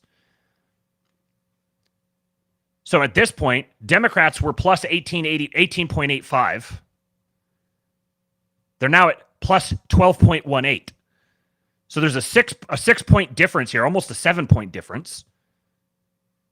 And Kamala won by like 2.7, or sorry, Biden won Michigan by like 2.73 points or something like that.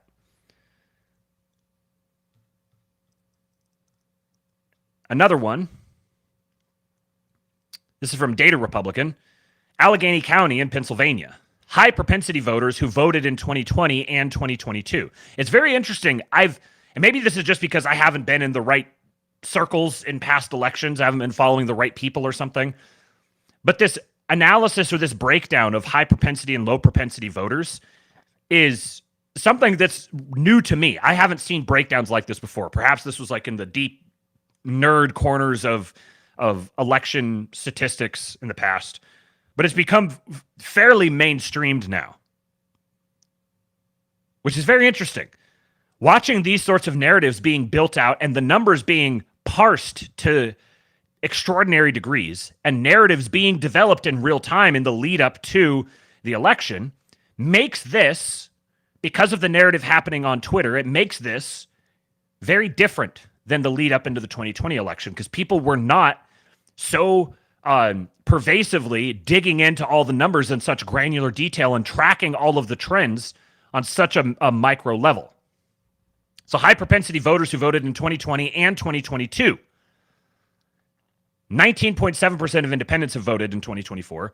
33.3% of Democrats have voted in 2024. So high propensity voters who voted in at least the last two elections, Democrats have already had a significant number turn out, to almost twice as many as Republicans.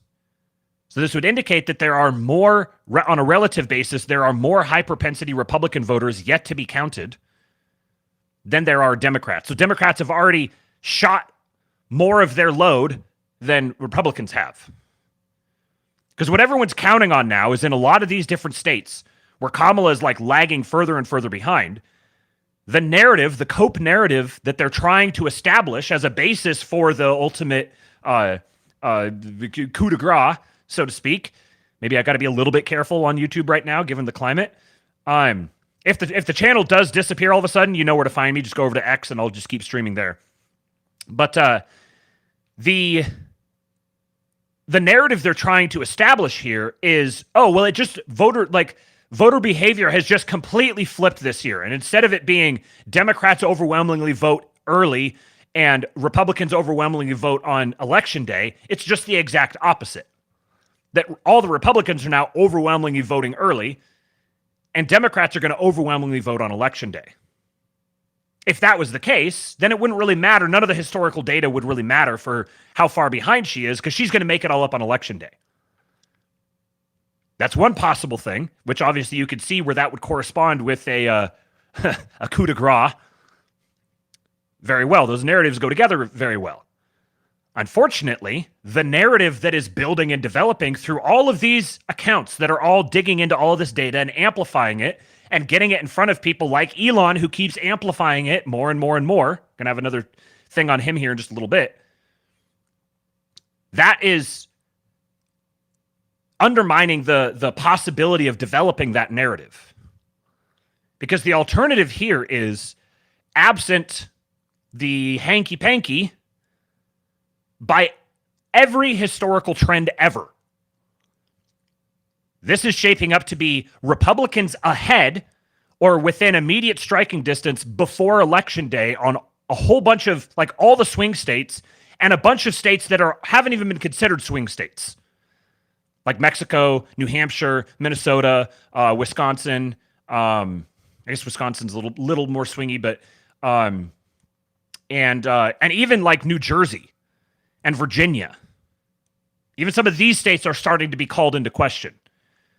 Because if trends continue as they have, and the large percentage of Republican election day voters show up as they usually do, which by all appearances, there's still a significant number of high propensity Republican voters who are planning to vote on election day as they've historically done. If that happens, then this is shaping up to be an absolute obliteration blowout. Like 350 plus electoral college votes. Which makes for an immense hurdle to overcome. So now they have to rig vastly more than they did before, while everyone is watching them, and every single move is being charted in microscopic detail and amplified by the most famous man in the world, or two of the most famous men in the world, constantly. The only thing that can bail these people out in some sense is if a bunch of their enemies decide to be retarded and doom about stuff and promote their preferred narrative to keep that in the back of people's minds and keep that amplified, keep fanning the flames of that. Oh, they're just going to steal it. Oh, they're just going to steal it. Oh, they're just going to steal it. Just give up. Don't worry. Don't even go vote. Just check out. There's no point. That's like literally their biggest hope. So more numbers from Pennsylvania, again from our buddy Christian. In 2020, and I believe that, I don't think he has this documented here exactly, but I believe that contextually this is to this point so far. So in 2020, to this point, Democrats had 77% of the vote. This is how much the Democrats in Pennsylvania have turned out early versus the GOP. Because it didn't wind up being anywhere near, I think it was 80,000 votes? Some really small number was what the ultimate margin ended up being with hanky-panky. This is, to this point, what it was like in 2020. Democrats had 77% returned versus Republicans. So it was Democrat plus 54.54. In 24, it's been halved. So the Democrats still have a large lead in absolute vote totals, but their lead, relatively speaking, is half of what it was at this point in 2020. So then, excluding election day voters. So this is how you account for the possibility of cannibalism. how many of these votes that have been cast already are normally election day voters who voted early. So you can't count them coming. So he excludes the election day voters. Both, in absolute terms, both parties' numbers go down, but it still leaves the GOP much closer than they were in 2020. So even if you assumed that this is all cannibalized, those new votes aren't coming. They've already been cast. They're not coming on election day for the GOP. Even if you assume that, the GOP is still over 7 points ahead of where they were at this point in 2020. And the margin wound up being like less than 1%. I can't remember exactly what it was.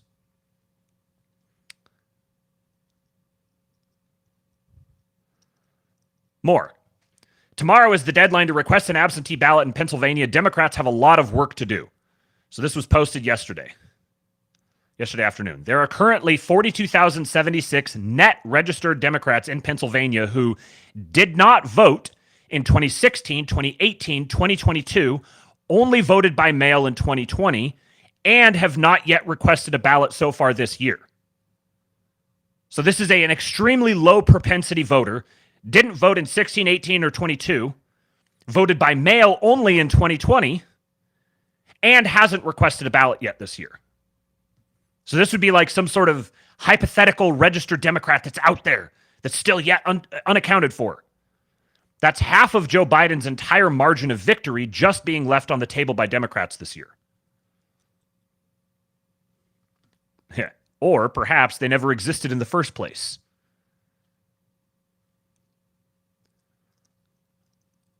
Victor jokes. I've got a couple of them from here. I got a couple from him now. So 16 hours ago, he posted this. Massive day for Republicans in Nevada early voting. Compared to last night's update, Republicans gained 25,588 votes. Democrats gained 18,916 votes. So the Republicans' lead increased by 6,600. So Republicans are now 40,000 points or 40,000 votes cast ahead of Democrats in Nevada, and that lead is widening. He said it's hard to comprehend how bad these numbers are for D's in Nevada. Let me put it this way. If D's were leading by 40,000 votes at this point in early voting, R's would think Trump still had a shot because of Election Day favoring R's. So if there was an 80,000 vote swing the other direction, Republicans would still be within striking distance. But they're not 80,000 votes in the other direction. So they don't have that to fall back on. Again, there's all sorts of stuff going on in Nevada, and there's absolutely going to be an attempt to engage in hanky-panky. It's very clear. But they're going to have to do an absolute massive amount of it, while they're also doing it in a bunch of other states at the same time, while it's being microscopically examined by people all over the country and continuing this narrative being built. More from Victor Jokes. He says, R's trail D's by less than 3,000 voters in heavily Democratic Clark County. That's the recipe for a Republican blowout at the top of the ticket and in legislative races. R's should be looking to see if they can steal a state Senate seat that both sides previously thought was safely Democrat. Here's some more Nevada from @Athene1. This is 10:28 in the evening. Total 697,543. Republican is at 40%. They were at 35% in 2020. So right now, Republicans are up 40 to 34, and it was 39 to 35 in the Democrats' favor at this point in 2020. So their advantage is 40,000 votes or 5.7 points. It was 5.1 on 1026, 4.9 on 1024, and they were down 4.2 points in 2020. The Clark firewall is at 2,800 votes. It was 90,000 in 2020. So our lead growth resumed with a vengeance after rural IPEV opened today. Nevada early voting has 4 days to go. So this is the Democrat lead in Nevada early vote. In the lead in 2024 versus the lead in 2020. And this is what he says is projected 2024. Oops. With that, I'm revising my estimate of Republican lead to approximately 45 to 50,000 by Election Day Eve. In 2020, it was a Democrat lead of 53,000 on Election Day Eve that gave Biden a win of 33,000 votes. Don't hope Indies will come to rescue Kamala. They won't. Trump wins Nevada easily this year. Trump plus 3 to 5 points. That's his prediction. We'll see if it bears out. But based on the numbers, he's providing the evidence for why he thinks that's the case based on the numbers. And you would have to assume some sort of hidden Democrat passel of voters who are just holding off until Election Day to vote when they usually don't.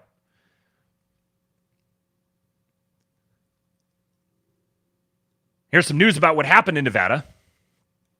Nevada Supreme Court ruled the state can count mail ballots that arrive without a postmark up to 3 days after Election Day, rebuffing a GOP challenge. Full order isn't available yet, but it's on the docket, upholding lower court judge who refused to block the state law. So Sean Davis says Nevada Democrats will now know exactly how many ballots they'll need to manufacture after polls close, and then they'll have 3 days to manufacture them. No postmark necessary means no obstacle to firing up the ballot printer and making it go burr. And he's absolutely right. There's nothing stopping them. It's just going to be incredibly obvious what happened. There's not going to be any hiding it. They can't obscure this in any sort of way. It's going to be transparently obvious. It's going to be national news. Everyone's going to know exactly what happened. Regardless of what the next administration actually is, everyone's going to know that it was just a bunch of ballots printed at the last minute. And I don't think I had a tweet for this. No, there was another one that showed historically, like over the last several days, as these have been counted, there's been like half a dozen, like 4, maybe 5 ballots a day that come in that fit this description. So like very much a rounding error. So if all of a sudden you get a huge passel of them at the last minute that all are not postmarked, they get dumped in after the election, and they overwhelmingly, remember there's a huge deficit the Democrats have to make up. So it would have to be a massive, overwhelming dump of ballots that are overwhelmingly for Kamala. It's going to be completely obvious when they do it.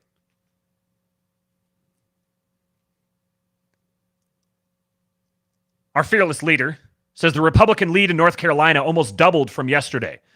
Rumor has it that the Kamala campaign is shifting resources to shore up Virginia, which means they're worried about losing Virginia. Let's make even the blue states red. And this is true. They took $2 million that had been tagged for an ad campaign in North Carolina and reallocated it to Virginia. So you could say, oh, well, they're totally confident in securing North Carolina. It's not even going to be close. And so they're going to reallocate it to a state that if North Carolina is not even close, it should be even more not close. Because Virginia is going to be to the left of North Carolina, wherever North Carolina winds up. So the only reason that you would be pulling advertising dollars out of North Carolina and pushing them into Virginia is if you think that North Carolina is a lost cause and you're trying to cling to Virginia. And you actually think that Virginia is potentially under threat. Aristophanes and Ben Braddock are both telling him to go to Northern Virginia. Ryan Dawson says Trump respecting Robert E. Lee gained him votes in Virginia. And then here's this from Rich Barris talking about the possibility of an absolute landslide. This is Rich Barris talking to Benny Johnson. I think both of these guys are, I think they're kind of goobers. I like Benny Johnson a little more than I like Rich Barris, but I can't deny that Rich Barris is a very good pollster.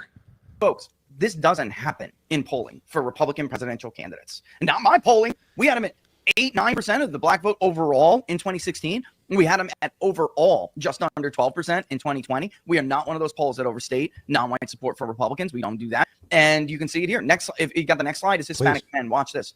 That's Hispanic men. Rich, this blows my freaking mind. That's Hispanic men. And that 9.6 that's undecided, it's too late to be undecided. We push everybody. Look, it's a week before the election. You have to tell us who you're going to vote for. And they, Hispanic men as well, break for Donald Trump. So he's going to perform. It looks like he's going to do the best of any Republican presidential candidate with black and Hispanic voters, non-whites in general, since 1960, since Richard Nixon in 1960. Rich, are you asserting Are you asserting that Donald Trump will win the popular vote? Let me preface this with a caveat. Trump is going to have a slight lead in the popular vote in our poll, and locals knows this. Nobody else does. We did very well with the public polling project toward the end. We had like a burst of interest. For people who don't know, it's a crowd-funded operation, right? We don't take money from corporations or committees or PACs or candidates or anything. It's completely funded by the public, and people wanted to see it. They wanted to see more. So I think we're actually going to be able to do a 3-day rolling average until Sunday or Monday, right before the election. So yeah, we'll see where it ends up. But this is the problem and why I was a popular vote skeptic for Republicans for many years. And people who have followed me, they know this is true.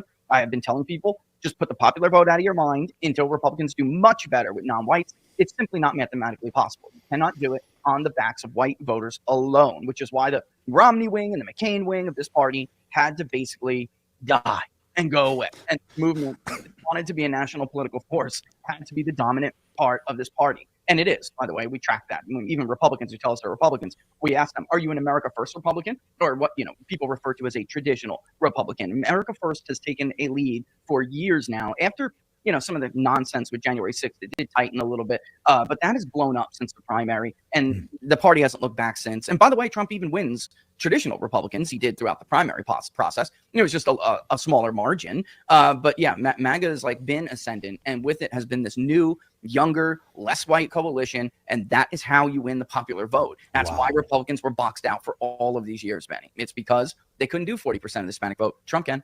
They couldn't do 15 or more of the black vote. Trump can. So I want to talk about your slide here. Are you telling me that Trump may win Hispanic men? Can we please go to that Hispanic men slide? Absolutely. You're telling me that we're within the margin of error here, and that if you lean those 10% undecideds, where do they go? They go to Trump. They go to Trump 55-45. I'm rounding. Wow. Well, that's a win. That's a win. Could even be more at this point. So if Virginia goes to Trump, I'm telling you, but expect Minnesota to be gone. Expect it. That's the kind of election landslide it would be. So, wow. Yeah. Jeez, you're talking up to 400 electoral votes then. There is everyone laughed at Sean Spicer the other day. He said there's a scenario where he can get to 350, and there is if she goes down hardcore. There absolutely is, and everybody was laughing at him. But the fact of the matter is, Republicans are doing exceptionally well in both states, Virginia and Minnesota. I just don't understand why people think there'll be isolated areas where Democrats are suddenly going to have a burst of participation. That's just like, show me an election where that's happened, Benny. Show me. It doesn't work that way. All right. If the race gets away from somebody, it's gone and it takes off. That's why it's called a race, folks. It's called a horse race. And if one horse starts to pull away, it gets ugly real quick. Tomb of Arminius says, hey, what happened to the post-racial enlightenment? Why is everything framed in race? This is things are more racial than they've ever been, and they're just going to keep getting more racial. There is no post-racial enlightenment. And for polling, I know FB Informant said, I don't believe any polling. You shouldn't believe the polling, but you can still look at it. You can still see what it's saying. And you can pull out some trends. And at the end of the day, there are going to be polls that are more accurate than others. And it's a matter of figuring out which ones those are ahead of time. Polling is never going away. There's always going to be some kind of polling. But what we're seeing here is that the only way that the polls are wrong in Trump's direction is if, like every trend in the history of the country, has suddenly turned on a dime. And there are some trends that are turning, but to assume that because some trends are turning, every trend is going to turn, it doesn't follow that way. And these are lagging indicators of the cultural trends that are shifting. So the polls aren't everything, but the polls are data points. And polling collectively is a data point that I think it's good to keep a handle on, be generally aware of, weight it appropriately, but it's still worth paying attention to. So now, okay, I'd opened up a whole bunch of tabs ahead of time, but then I had to talk. So let me get another tab for us. This one I saw just before I went live, so I threw it in the stack. We saw this story. I talked about it a couple days ago about Virginia, about the judge who said that Virginia had to return all of these non-citizens to the voter rolls. Well, here's an update. SCOTUS is moving quickly on Virginia's emergency application regarding the removal of non-citizens from the voter rolls. The court requests a response from those opposing the voter purge by tomorrow at 3 p.m. They are hopping to it. Again, This isn't the whole story, but this is an interesting data point. When the Supreme Court is being called into action with respect to something regarding election integrity, they are hopping to it post-haste. So we'll keep an eye on that one here. Now, I am going to... That tab, or that window rather, is getting just absolutely crushed with tabs. So we're going to try minimizing, opening a new window, and then grabbing our next... Actually, wait a second here. Oh yeah, okay. So this is where we're going with this. Appreciate you guys bearing with me today with all the technical difficulties. You've been very generous with the super chat, so this is one of the biggest super chat days I've ever had. You guys are great. So here's Mr. Frame Game. I know he probably doesn't want me to refer to him as that, but he's not paying attention to me, so I don't care. I'm saying it so that I don't get a bunch of comments saying, "Don't you know about his background? Have you heard about his past? Don't you know? Don't you know?" Yes, I know. Mike Benz talking to Patrick Bet David. Listen to Jamie Raskin. Jamie Raskin in Congress has said, let people vote for Trump if they want. We're not going to certify his election anyway. So he may be elected, but we're not going to let him be inaugurated. When did he say that? This is like 2 months ago. You can pull up the Jamie Raskin. I think that's probably the one. Play it, Rob. Again, it's necessary, but it's not sufficient because what can be put into the Constitution can slip away from you very quickly. And the greatest example going on right now before our very eyes is Section 3 of the 14th Amendment, which they're just disappearing with a magic wand, as if it doesn't exist, even though it could not be clearer what it's stating. And so they want to kick it to Congress, so it's going to be up to us on January 6th, 2025 to tell the rampaging Trump mobs that he's disqualified, and then we need... It's going to be up to us on January 6th to tell them that he's disqualified. Number one, this is kind of a concession that he's going to win the election. And this was a while back. It's kind of a concession that he's going to win. And now it's up to us that we're going to have to tell them that he is disqualified. So even though he won, he's disqualified. This is why, like, you need to be hoarding popcorn. Because this is going to be one of the most fascinating periods in world history. The next few months that we live through. This is why I've been doubling down. You know what? I'm going to move my numbers. I'm going to move the numbers back up. 70%. Trump wins, but it ultimately has to go through a whole process with the courts, and it drags out, and the outcome isn't completely known until at least well into January. But Trump wins. 70%. I'm going to say 29.5%. Trump wins in a landslide. And 0.5% that there's some sort of hanky-panky that winds up with Trump not being president. Numbers are updated, folks. Officially. Write it down. We got 153 watching and 94 likes. Please, 6 more likes. This will make 6 streams in a row that we've hit 100 likes during the live stream. You guys can do it. We've got...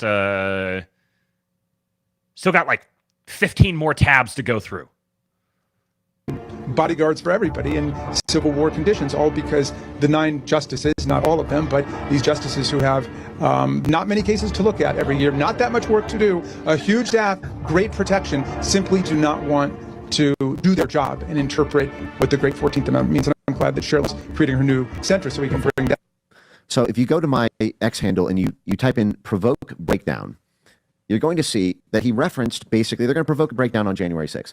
Now, this is very interesting. So here you go. I think this is one, right? Clear Trump win. This is the scenario. Now, if you go to the next screenshot, you'll see what it says there in yellow highlights with the red highlight. Again, this was in June 2020, being organized by military, intelligence, State Department, and high-level political operatives from both sides of the aisle. Again, both the former heads of the both major political parties who were both anti-Trump. And one of the most consequential moves in their war game for how to make sure Biden was inaugurated, even if Trump was elected, was that Team Biden role played by no less than John Podesta, who would then occupy this very senior slot in the Biden administration. So Joe Biden is played by John Podesta. Hold that thought. I just want to highlight something that Josh Ham said here. He says, looks like VP can choose to not certify an election. I heard that was completely verboten. Huh. Interesting. AKA Pence is a putz. Yes. This is one of these, you're going to see this sort of thing just keep happening over and over and over again, where the universe is winking at us.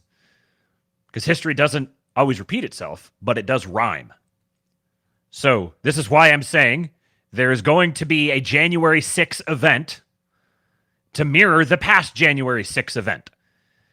And there's going to be a debate about censoring, or what is it, whether the VP can actually certify the election. We're going to get a repetition of all these things except the shoe is on the other foot. Administration, White House. One of the most consequential moves was that Team Biden on January 6th provoked a breakdown in the joint session of Congress by getting the House of Representatives to agree to award the presidency to Biden based on the alternative pro-Biden submissions sent by pro-Biden governors. This is what they're planning to do. They're going to make the argument that Donald Trump is disqualified under the 14th Amendment because of January 6th, and then they will do the exact same. How likely is it they're going to do that? I think it depends on how robust the consensus building has been for this and how much infighting there is in the Democrat camp. Now, this is a great point here. These are the things that it depends upon. Can they build a robust enough consensus between now and then? In other words, can they set the narrative that induces everyone into simply rolling over and accepting it? Can they control that narrative and set it univocally the way they did in 2020? Does the press have univocal control over the narrative now? I think the answer is very obviously no. This is the big X factor that has changed, is that they need to be able to build that consensus. But all of the mechanisms that they've used to build consensus in the past have been ripped away from them. They don't have them in the same way. Their narratives don't stick in the same way that they used to. And once that starts happening, it's indicative of a loss of trust. You know what they say about trust? It takes a long time to build it, and you can lose it real quick. And once you've lost it, it takes a long time to build it again. So it's going to require consensus. It also requires an extreme amount of coordination among these different factions that are now engaged in constantly sniping at each other and undermining each other. And they're beginning to have incentives develop that put them at cross purposes to each other. Because it's turning into a fight over the future of the Democratic Party and who's going to control it. And there's a zero-sum aspect to this fight, where it's either going to be these people or these people, and it's not going to be both of them. I think that the ire between the Biden and Harris camp has disunified some of these networks that have sort of reluctantly given in to some of the recent Trump momentum. But it's hard to know right now because a lot of these tools would not be played while Biden-Harris is still the occupants of the White House. They would not, for example, deploy street mobilization protests to burn federal buildings or police precincts or put the country in crisis while the person they want to win is occupying the White House. So it's unclear how robust the infrastructure is underneath the surface because they're not going to launch the surface attack until Trump wins an electoral college victory. But this is absolutely what they're planning. And by the way, they tried this in 2016.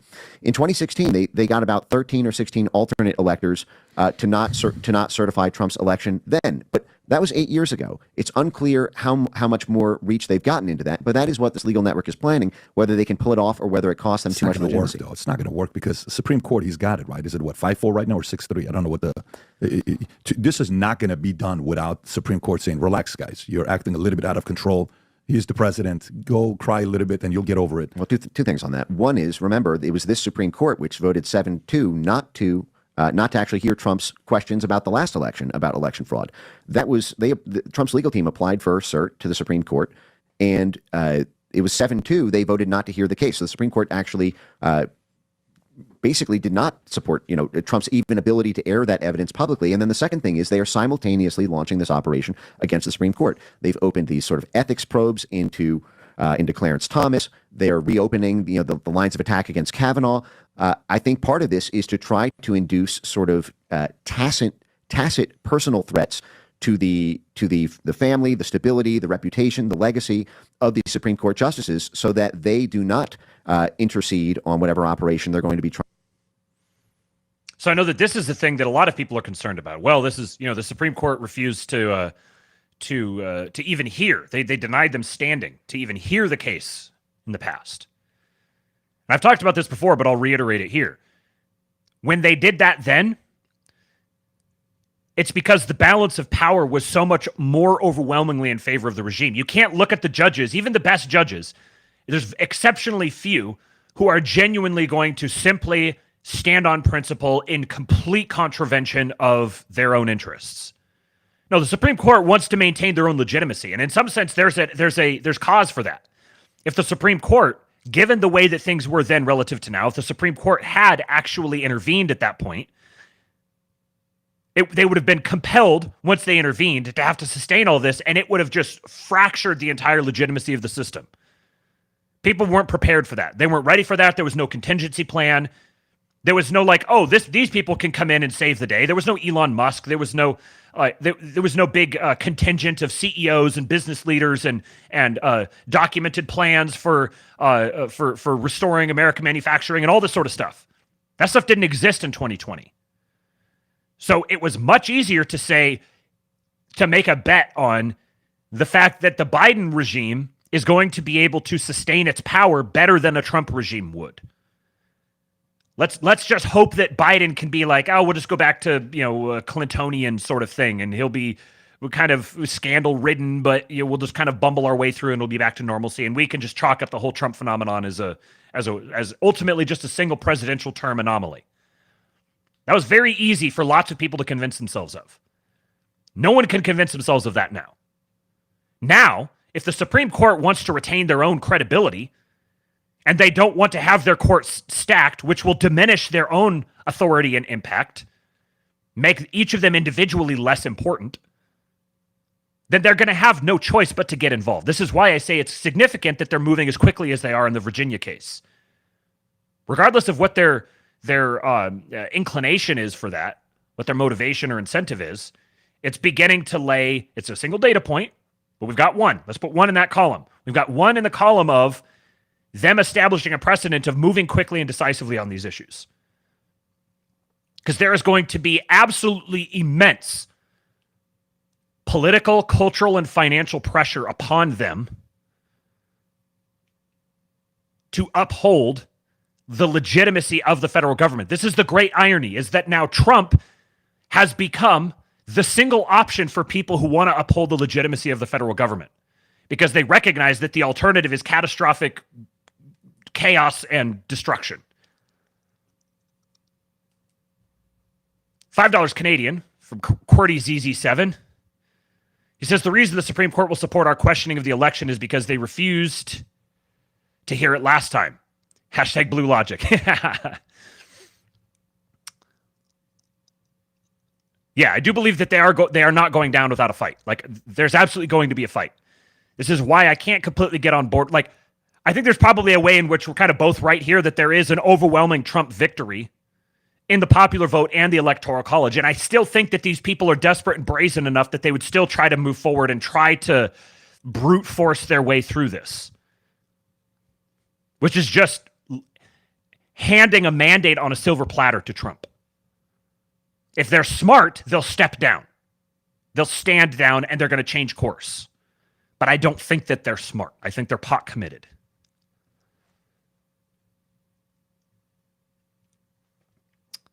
I got a couple more stories here about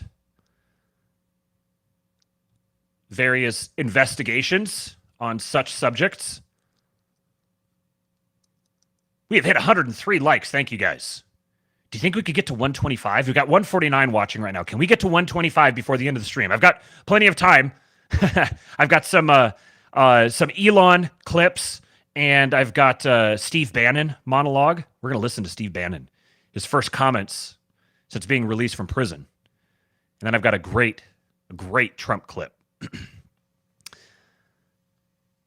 Breaking. Election officials in York County, Pennsylvania, are reporting that they also received thousands of potentially fraudulent voter registration forms and mail-in ballot applications from a third-party group. First Lancaster County and now York County. What is going on? So note, there are potentially fraudulent voter registration forms and mail-in ballot applications coming from a third-party group, and Pennsylvania election officials are reporting on it. There's no suppression of it. They're very aggressively getting out in front of it. Now you could say this is because, they're trying to establish, see, look, we did all these other things, so that makes this okay. It doesn't work that way. These people aren't that clever. This is Josh Shapiro. My read of this is Josh Shapiro protecting his opportunity to run in 2028. Here's a video on it. Of elections recently received a large delivery containing thousands of voter registration forms and mail-in ballot applications from a third-party group. It's not unusual to get large stacks of voter registrations or large stacks of requests for mail-in ballots. It's just this was an overabundance of registrations from one particular organization. This comes after Lancaster County officials announced they are investigating approximately 2,500 voter registration forms for potential fraud. The batch of applications, which had false names, incorrect addresses, and other discrepancies, is being traced back to a large-scale canvassing operation. The mere fact that this is being reported on is significant because this is a sharp turn. It doesn't happen. It's completely insignificant. There's no examples of it. The safest and securest elections of all time. The mere fact that they're reporting on this happening is a concession that that was all horseshit. And the big guy is on it. Which big guy? I suppose that could be a little ambiguous. This big guy. Wow! York County, Pennsylvania received thousands of potentially fraudulent voter registration forms and mail-in ballot applications from a third-party group. This is on top of Lancaster County being caught with 2,600 fake ballots and forms, all written by the same person. Really bad stuff. What is going on in Pennsylvania? Law enforcement must do their job immediately. Wow! I love the... He writes like my beloved mother-in-law. Not as many emojis, but otherwise very, very similar. Speaking of, my wife says, I haven't voted yet, but I'm going to hit that Trump button so damn hard. Yeah, mama, you and me both. So he has that comment, and then also this. Sorry that it takes so long between tabs. I've got to open it from a separate browser. He says, the Democrats have not only greatly demeaned and embarrassed crooked Joe Biden, but now they're demanding that he be nowhere near Lion Kamala's campaign. It's not good enough that they took the presidency away from him, just like you take candy away from a baby. But now they have to further embarrass him by telling him to get lost. They are a threat to democracy. This is a masterclass. Just absolutely throwing a stick in their spokes. I love how he's doing like sympathetic kind of to Joe Biden, but he still calls him crooked. What is it? Crooked Joe Biden. And, which is interesting because usually it's Sleepy Joe, but here it's crooked Joe Biden. But he still says it like they took candy away from a baby. So Elon is also keeping up the narrative. He says early votes in Pennsylvania now show Republicans doing 435,000 votes better than Democrats versus the same date in 2020. So they're not 435,000 votes better than Democrats overall. Relative to the same date, they've improved by 435,000 votes. Biden's margin of victory was only 80,000 in 2020, trending towards a crushing victory. And I liked what this guy said. He says, trends matter as do data and evidence. I hope everyone sees what Elon is doing here. He's using X as a way to document the flow of voting, so there's a digital paper trail. If anything goes funny, then we'll have evidence. Elon's a genius because he plans like this. I think this is exactly what's happening. This is why when Elon's doing these town halls in Pennsylvania and people say, well, what are we going to do? What if they try to do it again? And he's like, well, post it on X. X is the place where all the conversations originate. If you post it on X, then there is a machine that has developed on X over the last several months to a couple of years that will amplify these stories and force them into the public conversation. And increasingly, those narratives are becoming the predominant narratives rather than just duking it out, equal to equal with the regime narrative. The regime narrative is increasingly forced into a reactive posture, having to take these narratives on their face and try to debunk them or try to attack them versus setting the narrative themselves.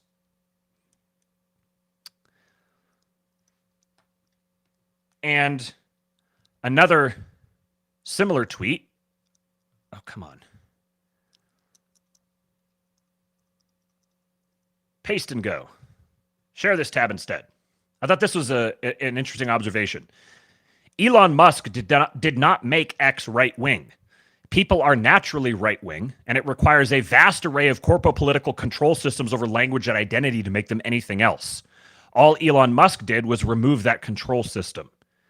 And my only quibble with this would be that I don't know that Elon would necessarily frame it in these terms, because he's still kind of, 90s libertarian with his left versus right thing. But I think that he did make it right-wing. He did have the effect of revealing this natural inclination in people. And it was done intentionally and calculatedly by removing the control system.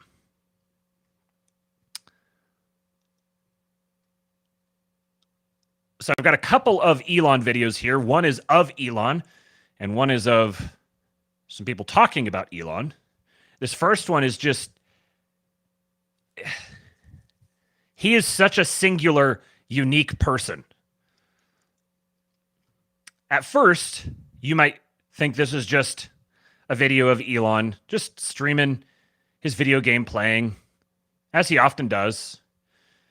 But listen to the audio in the background. Not immediately. I want to be really upfront about the scary shit that happened and what we're doing about it, because I think that's our focus getting to flight 6, like as Mark talked about, really trying to focus on booster risk reduction versus ship envelope expansion. So kind of in chronological order on the landing burn, we had a misconfigured spin gas support that didn't have quite the right ramp up time for bringing up spin pressure. And we were 1 second away from that tripping and telling the rocket to abort and try to crash into the ground next to the tower. Wow. Instead of the tanker. So how is the rocket? Erroneously tell a healthy rocket to not try to catch. And we knew we had a whole bunch of new aborts and commit criteria that we tried to double check really well, but I think our concern was well placed, and one of these came very close to biting us. This was one of the reasons we were thinking about delaying the launch. If we delay one day, we would go check things some more. Not saying we would have found. I don't know if we would have found this one, but just to... We're scared about it for launch, I think. Well, we were scared about the fact that we had 100 aborts that were... All right, so you get the idea. So Elon's sitting here playing video games while he's listening to his SpaceX people giving on the launches. This is how he decompresses, because he doesn't take vacations.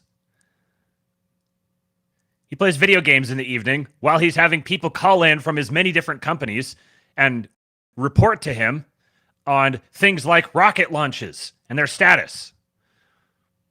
So here's a little bit of a longer clip from Mark Andreessen telling some stories about Elon, how Elon operates. Anyone who thinks Elon is anything except for one of the most singular, remarkable executives that our country has ever seen is completely out to lunch. You don't even have to be a fanboy to recognize this. I'm a fanboy. I'm definitely an Elon fanboy. You don't have to be a fanboy to recognize this. What is it that Elon does, either in worldview or action, that makes him so effective? Yeah, this is, in my mind, this is the single biggest question. I'm really glad you asked it, because it's the single biggest question in the world right now. Or it's the single biggest question in my world, right? Which is okay, how is it that he does what he does? And I would say, I don't, there are people who have worked with him for a lot longer who probably understand this better, but I've had, a close kind of look at it for the last several years now, and have come to really, I think, really respect it, and I think understand at least parts of it. Look, it's a lot of it, there was that famous text exchange, and actually he's a friend of mine, a wonderful guy, Parag, who was running Twitter at the time when Elon first kind of tangled with it. Parag's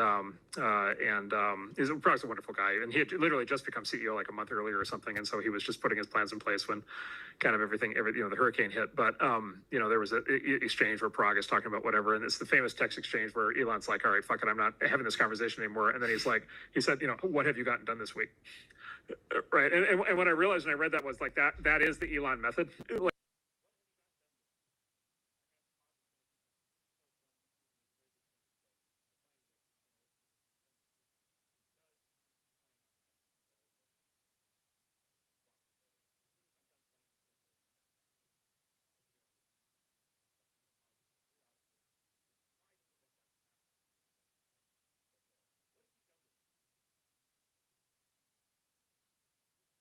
Damn it. Ah.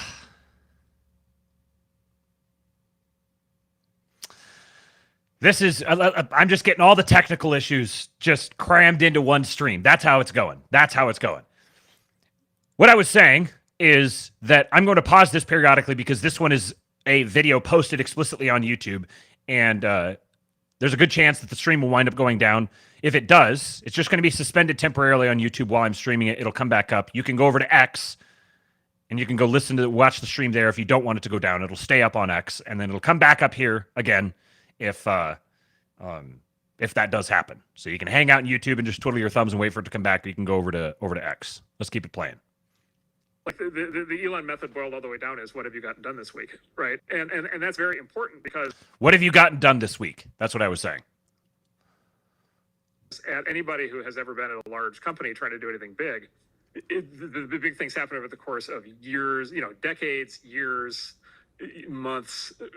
Things don't happen in weeks. Like, companies have like 5-year plans, right? They have cars take like 7 years to design, right? Like rockets take like a decade. Fighter jets take like 25 years. Big software systems take 5-10 years. Any large scale effort anywhere in the economy, we've just all gotten used to this idea that things just take years and years and years. And then you've got like processes and procedures and plans and this, documentation and, rules and structure and strategies and like frameworks and PowerPoint presentations coming out of your ears. Amazon's big breakthrough was to go from having PowerPoint presentations to having like 15-page written documents that everybody reads at the start of a meeting, which actually is an improvement off of a PowerPoint presentation. But there was that. Elon's like, no, I'm not doing any of that. Like, I'm not doing any of that. We're not doing any of that. Basically, we're going to staff these companies almost entirely with engineers. I myself, Elon, am an engineer. I am going to understand every aspect of every technical system that we're working on. I am going to be able to be in all the meetings on everything from rocket design to database design at Twitter and everything else. I'm going to only talk to the engineers if I can, possibly avoid it. He's going to tell a story here in just a minute about Elon being able to go from dealing very personally and directly with one super technical system to dealing very personally and directly with another technical system. And Elon is like 6 different people crammed into one person in terms of his gifts, his productivity, his effectiveness. Like if there was going to be one person, I mean, I'm pretty, even in spite of all of this, like I'm pretty cynical about really how productive the DOGE is going to be, the Department of Government Efficiency. But with people like Howard Lutnick and Elon at the head of it, it may not be everything that they imagine it to be, but they're going to make a dent. They're uniquely qualified to actually make a dent. These are extremely exceptional, generationally exceptional, competent people. The types of people that you would want involved in the government of your country. Mark Andreessen is that way. He's, for those of you who don't know, he is notorious for making little overtures to of all the big guys. He's probably the one who's been the most explicit in his little overtures to our neck of the woods. He's explicitly influenced by, affirmatively influenced by Nick Land and Curtis Yarvin and James Burnham. Like, he's read about them. He's talked about them publicly. He's endorsed them. He's spoken at length about their ideas in public. I'm never going to talk to anybody who's not an engineer. I'm going to talk to the person who's directly relevant to the project. I'm not going through layers. I'm going all the way down to the company to just talk to the person who's in charge of this thing. And then basically what he does is he goes to each of his companies each week. He identifies whatever is the bottleneck at that company this week, and then he works with the engineers and he fixes it that week. So what happens is his companies move so much faster. Bilyeu is such... Bilyeu looks... He is a guy who would be named Bilyeu. And Andreessen is just like, can you fathom that he's able to function this way, that he's this gifted, this efficient? Bilyeu's like, wow, that's just incredible. Than everybody else's. Like, it's just like it's like tortoise and rabbit. Like they just move so much faster. They're so much leaner. They don't have all these layers. They don't have all these like systems and controls and processes and all this stuff. But what they have is like many of the best engineers in the world who just absolutely love working with a CEO who understands the substance of what the product is, and then is willing to actually work with them hands on. I mean, I've been in meetings with him at And what the hell is this? Is this like a supposed to be like super posture enhancing or something like that. He looks like Stephen Hawking. Did nobody tell him that he looks like he's Stephen Hawking sitting in a wheelchair? Where he's in there with 24-year-old engineers, and they'll just walk through fire for him, right? Because he's like their idol, and he's able to have a pure conversation with them, and he cares about the work that they're doing. And if they succeed at it, he is going to love them for it, and if they fail at it, he's going to be very disappointed in them. And it's just a completely different relationship than the CEO of one of these big tech companies has. It's just completely different. He does a I went to see him one night when he took over X, and I was sitting in the conference room. So it's like 10 o'clock. It's a classic illustrator. So 10 o'clock at night. And he's like, yeah, meet me at Twitter at 10 o'clock at night. I'm like, fine. So I drive up, and I go in, and I go to the conference room, and it's Elon on his iPhone. Doing email, and there's a dog on the floor, and I'm like, oh, and I, in retrospect, I was just like, oh, is that your dog? And he looks at me completely deadpan. He's like, I've never seen that dog before in my life. I'm like, what is it? Just like the company dog? He bursts out laughing because, of course, it's his dog. And then he's like, all right, I want to talk, but he's like, I need 15 minutes, and he's like, by the way, you can sit and hang out if you want. I just have to take a call. And he gets on Zoom, and he's on Zoom with rocket engineers for the Falcon rocket, the next generation rocket in Texas. And it's 12 o'clock their time, midnight their time.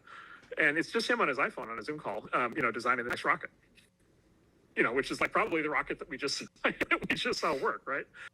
And he's like fully conversant completely conversant in that. And he and the engineers fixed whatever the problem is that week with the rocket. And he's like, all right, now we're going to go fix the database, here at Twitter. And so it's just like rinse and repeat, do that every single week. I once offered him a place where I thought he might want to take, I was like, I know you're under a lot of pressure, go to this place for a week if you want. Because he famously doesn't own any houses. He sold all his houses. He doesn't own any houses. So he stays at friends' houses. So I was like, you can go use my house for a week. And if you need a vacation, you go use my house for a week. I got back 5 minutes later, one line, I don't take vacations.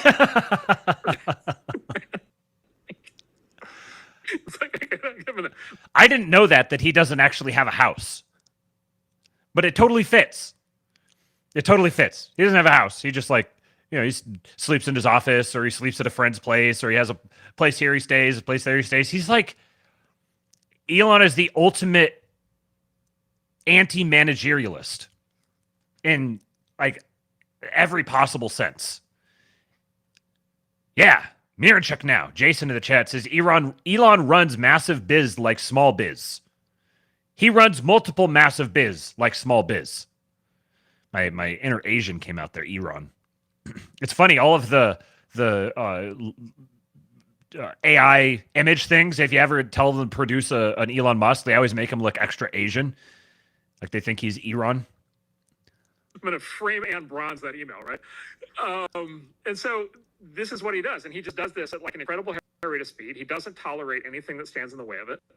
This, by the way, this is the same thing that drives everybody crazy, right? And so this was the whole thing on the, this is his whole thing. He's in this, big fight with regulators on like Starship launches, which is like, a normal rocket company would take whatever, a decade or 20 years to design a new rocket. He's going to put out the prototype as fast as he can. He's going to launch it and see what happens.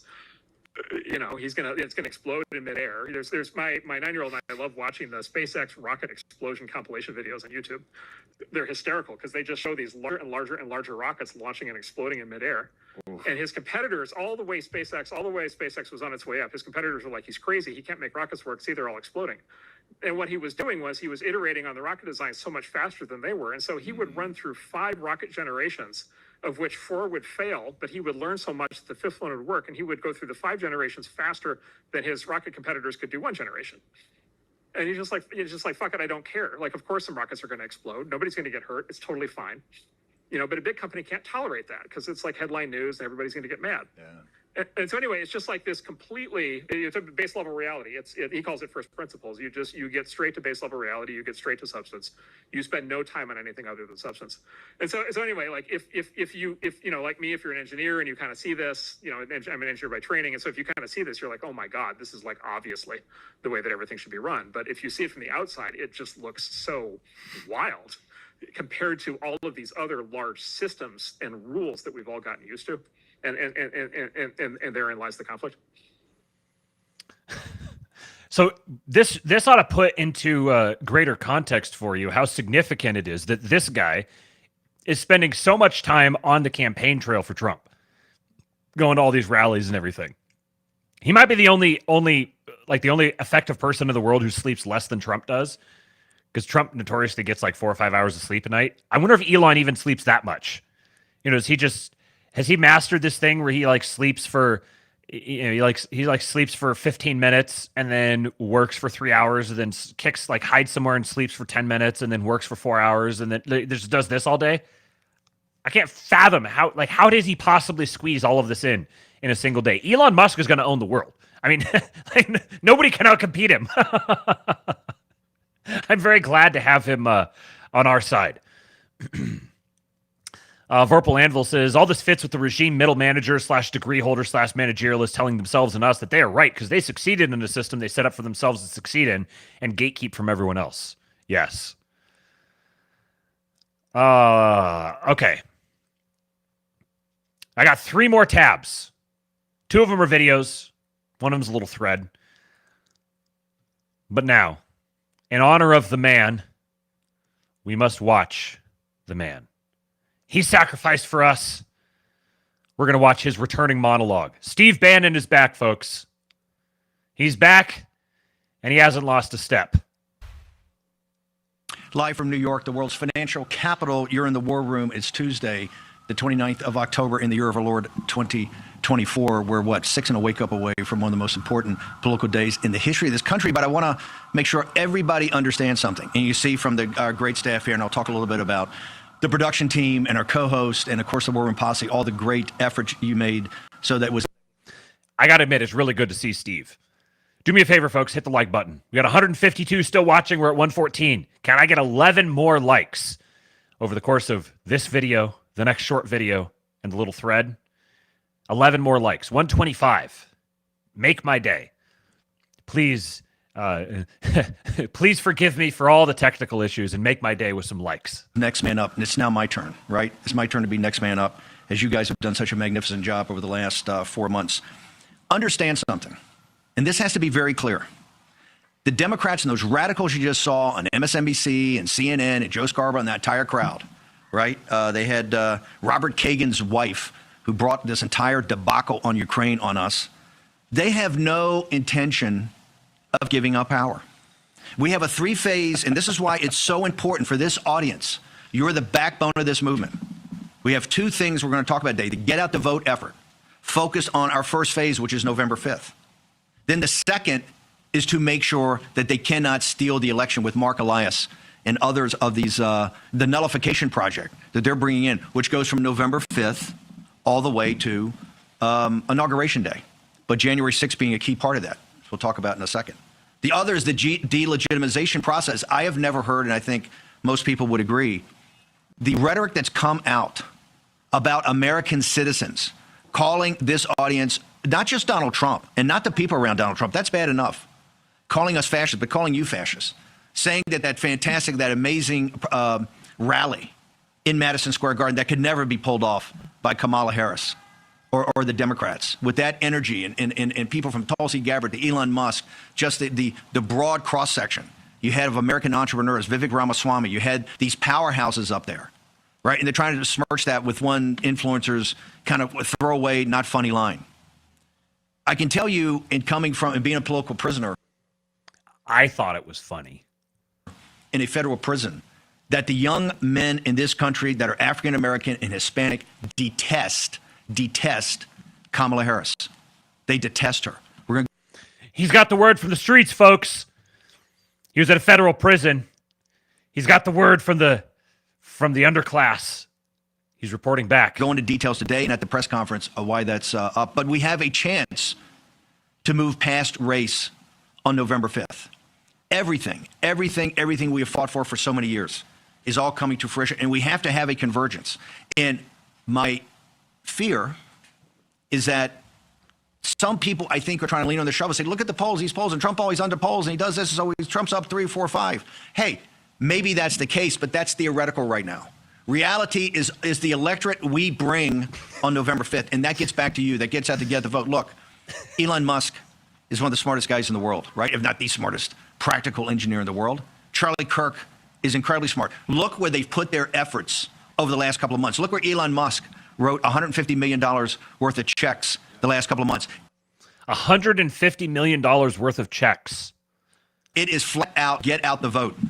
And that's where this audience comes in. Your efforts have been magnificent. The co-hosts that have done this for 4 hours a day and a couple hours on Saturday, and then plus other streaming we've done with Grace and Mo, the incredible thing of these people stepping up is everything to motivate you to make sure that you get out and vote. You know, Nancy Pelosi sent me to a federal prison. She sent me to a federal prison as a political prisoner to do two things: to make sure that she tried to tamp down the power of this show, right? Tamp down the power of the show, and also to break me. Nancy Pelosi, take out your number 2 pencil and write this down. This show has never been more powerful. The voices behind it have never been more powerful. The audience has never been more powerful. And we're going to deliver a knockout blow to your progressive insanity on 5 November. And then we're going to secure the deal after that. And number 2, the 4 months in federal prison not only didn't break me, it empowered me. I am more energized and more focused than I've ever been in my entire life. And I can see clearly, just like in 2016 and in 2020, exactly what's going on here and what we have to do to defeat it. I want to go back through the 3 phases. Number 1 is 5 November. All that matters right now in places like Pennsylvania and in Michigan and in Wisconsin, Nevada, Arizona, Georgia, North Carolina, obviously other states, but these 7 battleground states, is to deliver something that takes us to where Ohio and Florida are today. We have to put this beyond their ability to steal it. Because don't think for a second, by hiring Mark Elias and the gang of thugs around him, that they don't look at phase 2. They understand she can't. Kamala Harris, it's impossible for her to generate any enthusiasm. Number 1, what she had to do was to focus on one thing and drive the narrative. Her politics of joy was too ill-defined. She didn't do it. So what did they do last week? They pivoted. Tonight falls on America. This is a fascist movement that the people that support it are equivalent to the American German Bund in the 1930s. That is a bald-faced lie, and it's a dangerous lie. So number 1, on November 5th, we have to crush them at the ballot box. And there's only one way to do that. The commercials aren't going to do it. Only thing that's going to do it is you're putting your shoulder to the wheel. The hard work of walking precincts, the hard work of working phone banks, the hard work of texting nonstop. And we have to put in superhuman efforts to support the Elon Musk of the world, to support the Charlie Kirks of the world, to support the other organizations that are out there doing this. Number 2, and we're going to have hopefully Mike Davis and Boris Epstein and Bill McGinley, 3 of the prominent leaders in the legal effort to combat Mark Elias. They are signaling you right now what they're going to do. Every day, whether you see, oh, we're going to delay, we can't count the vote for 7 days, we're going to take mail-in ballots 5 days later. Every day after November, the evening of November 5th, is going to be Stalingrad, where Mark Elias is in court, and they're going to do this to slow it down. If they can't take it away from Trump, if they can't nullify it right there, they want to at least delegitimize his victory. Remember, Jamie Raskin is out there dovetailing off of Nancy Pelosi's interview in the Rolling Stone, where she says, I only have one purpose in my life. My purpose is to make sure that Donald Trump is never reelected president of the United States and he never sets foot into the White House again. And Jamie Raskin has been very upfront. If they take the House even by a single vote, 218 to 217, what they will do is sit there and say that Trump is an insurrectionist, that, hey, Bannon and Navarro went to prison. Trump's been indicted. He's an insurrectionist, and he cannot take the office of the presidency. All that's in front of us. It's good to have Steve back. This is just his opening monologue. You should go listen to the rest of the show. It's one of the things I'm going to do this afternoon while I'm working. I'm also going to finish the Howard Lutnick talking to Anthony Pompliano. And I've got to finish J.D. Vance talking to Tim Dillon, which is also a good conversation.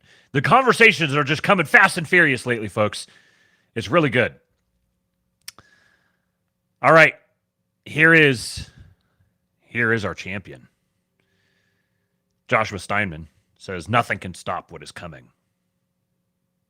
People, you see, I'm so loyal to people. Maybe I'm loyal to a fault, but I'm so loyal to people that when somebody's slightly disloyal to me, I look upon it as a great act of horror. And how are you different than you were 3 or 4 years ago? Well, I used to say, and in fact, I think I said in my first book that, and maybe this was foolish, but I really meant it, that someday I'd like to maybe lose everything for a period of time to see who's loyal and who's not loyal.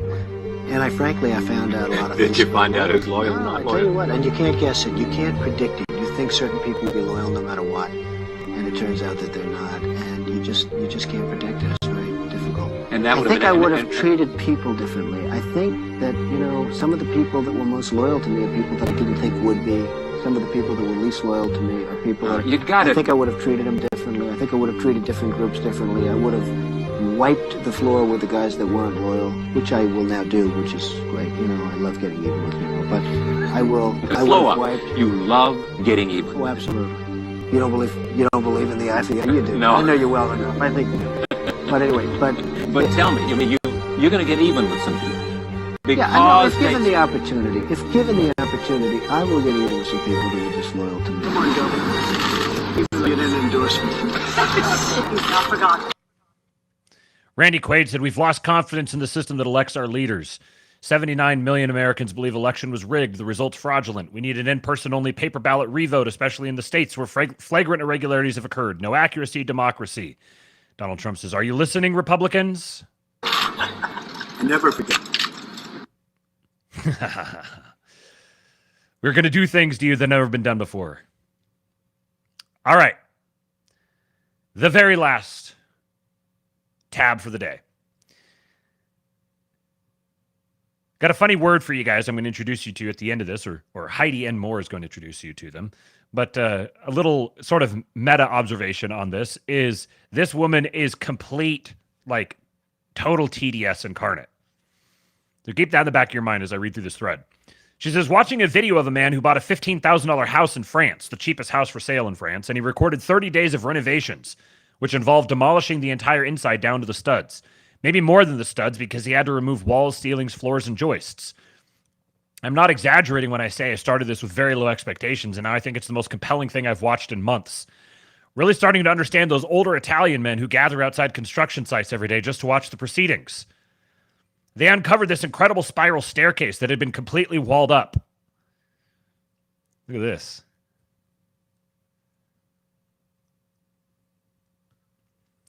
I think I may just enjoy watching men make themselves useful.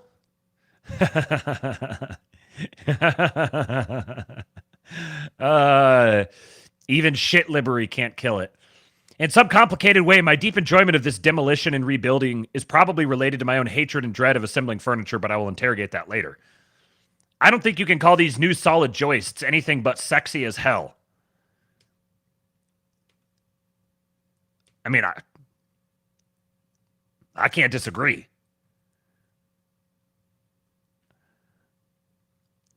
She says, rooting for every power tool that appears as if it's an Olympic athlete.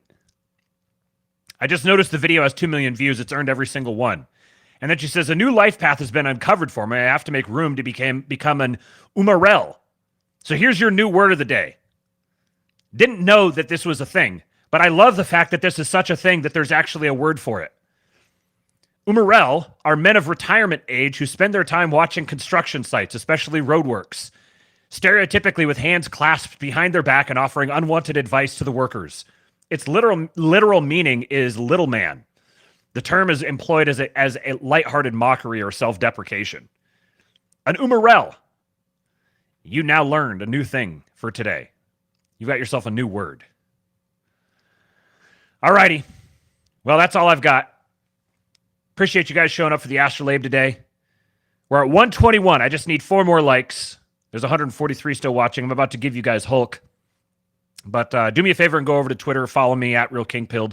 I had my first grumpy umarel noises. I've been slogging away trying to hit 5 million impressions over the intervening 3 months, so I can get to be actually able to monetize on Twitter. And it's been really difficult. Closest I got, I showed you guys the couple of tweets I had that took off. The Sam Hyde one and some other one. I don't remember what they were. Just a couple of shit posts that took off around the was it the Kamala debate? I don't remember when it was. And then today, in the last 24 hours, I finally broke. That other time I'd broken 1 million impressions in one day for the first time. I'm like, okay, maybe 5 million impressions over the intervening 3 months. It's within my grasp. And then everything kind of trailed off, and I've been kind of falling back away down into like 3.5 million over a rolling average over the previous 3 months. And when I started the show today, I was at just over 6 million impressions since 7 p.m. last night. because I posted about AOC being pregnant, and apparently everyone decided they agreed. So we actually had AOC pregnant trending yesterday. It has completely nuked my phone. I can hardly use my phone now because there's just notifications exploding. So I don't remember why I was saying that, but I've officially now been able to monetize on Twitter. So I'll probably be releasing some kind of little subscription thing on Twitter, and there's a tip bucket there as well. You can tip Bitcoin, you can tip through Venmo. Appreciated. Any support you guys provide is fantastic. Helps me keep doing this every day. So you can also go to buymeacoffee.com/kingpilled and send a little cash that way. Oinks in the chat. Oinks in the chat for Pig Dirk. And last but not least, the best way to support the show and the thing that'll get you the most bang for your buck is go to kingpilled.com and join the Discord. As Taylor, our chief hype man, says, join the Discord, brothers. We'd love to have you in there. It's a poppin' place. So for now, we hit 126. I appreciate you guys letting me vamp at you. Like the stream, subscribe to the channel, hit the notification bell, follow me on Twitter at RealKingPilled, join the King Pilled Discord, kingpilled.com, and I leave you with Hulk. They're my hero. And they tried to kill the next president of the United States. Enough was enough. And I said,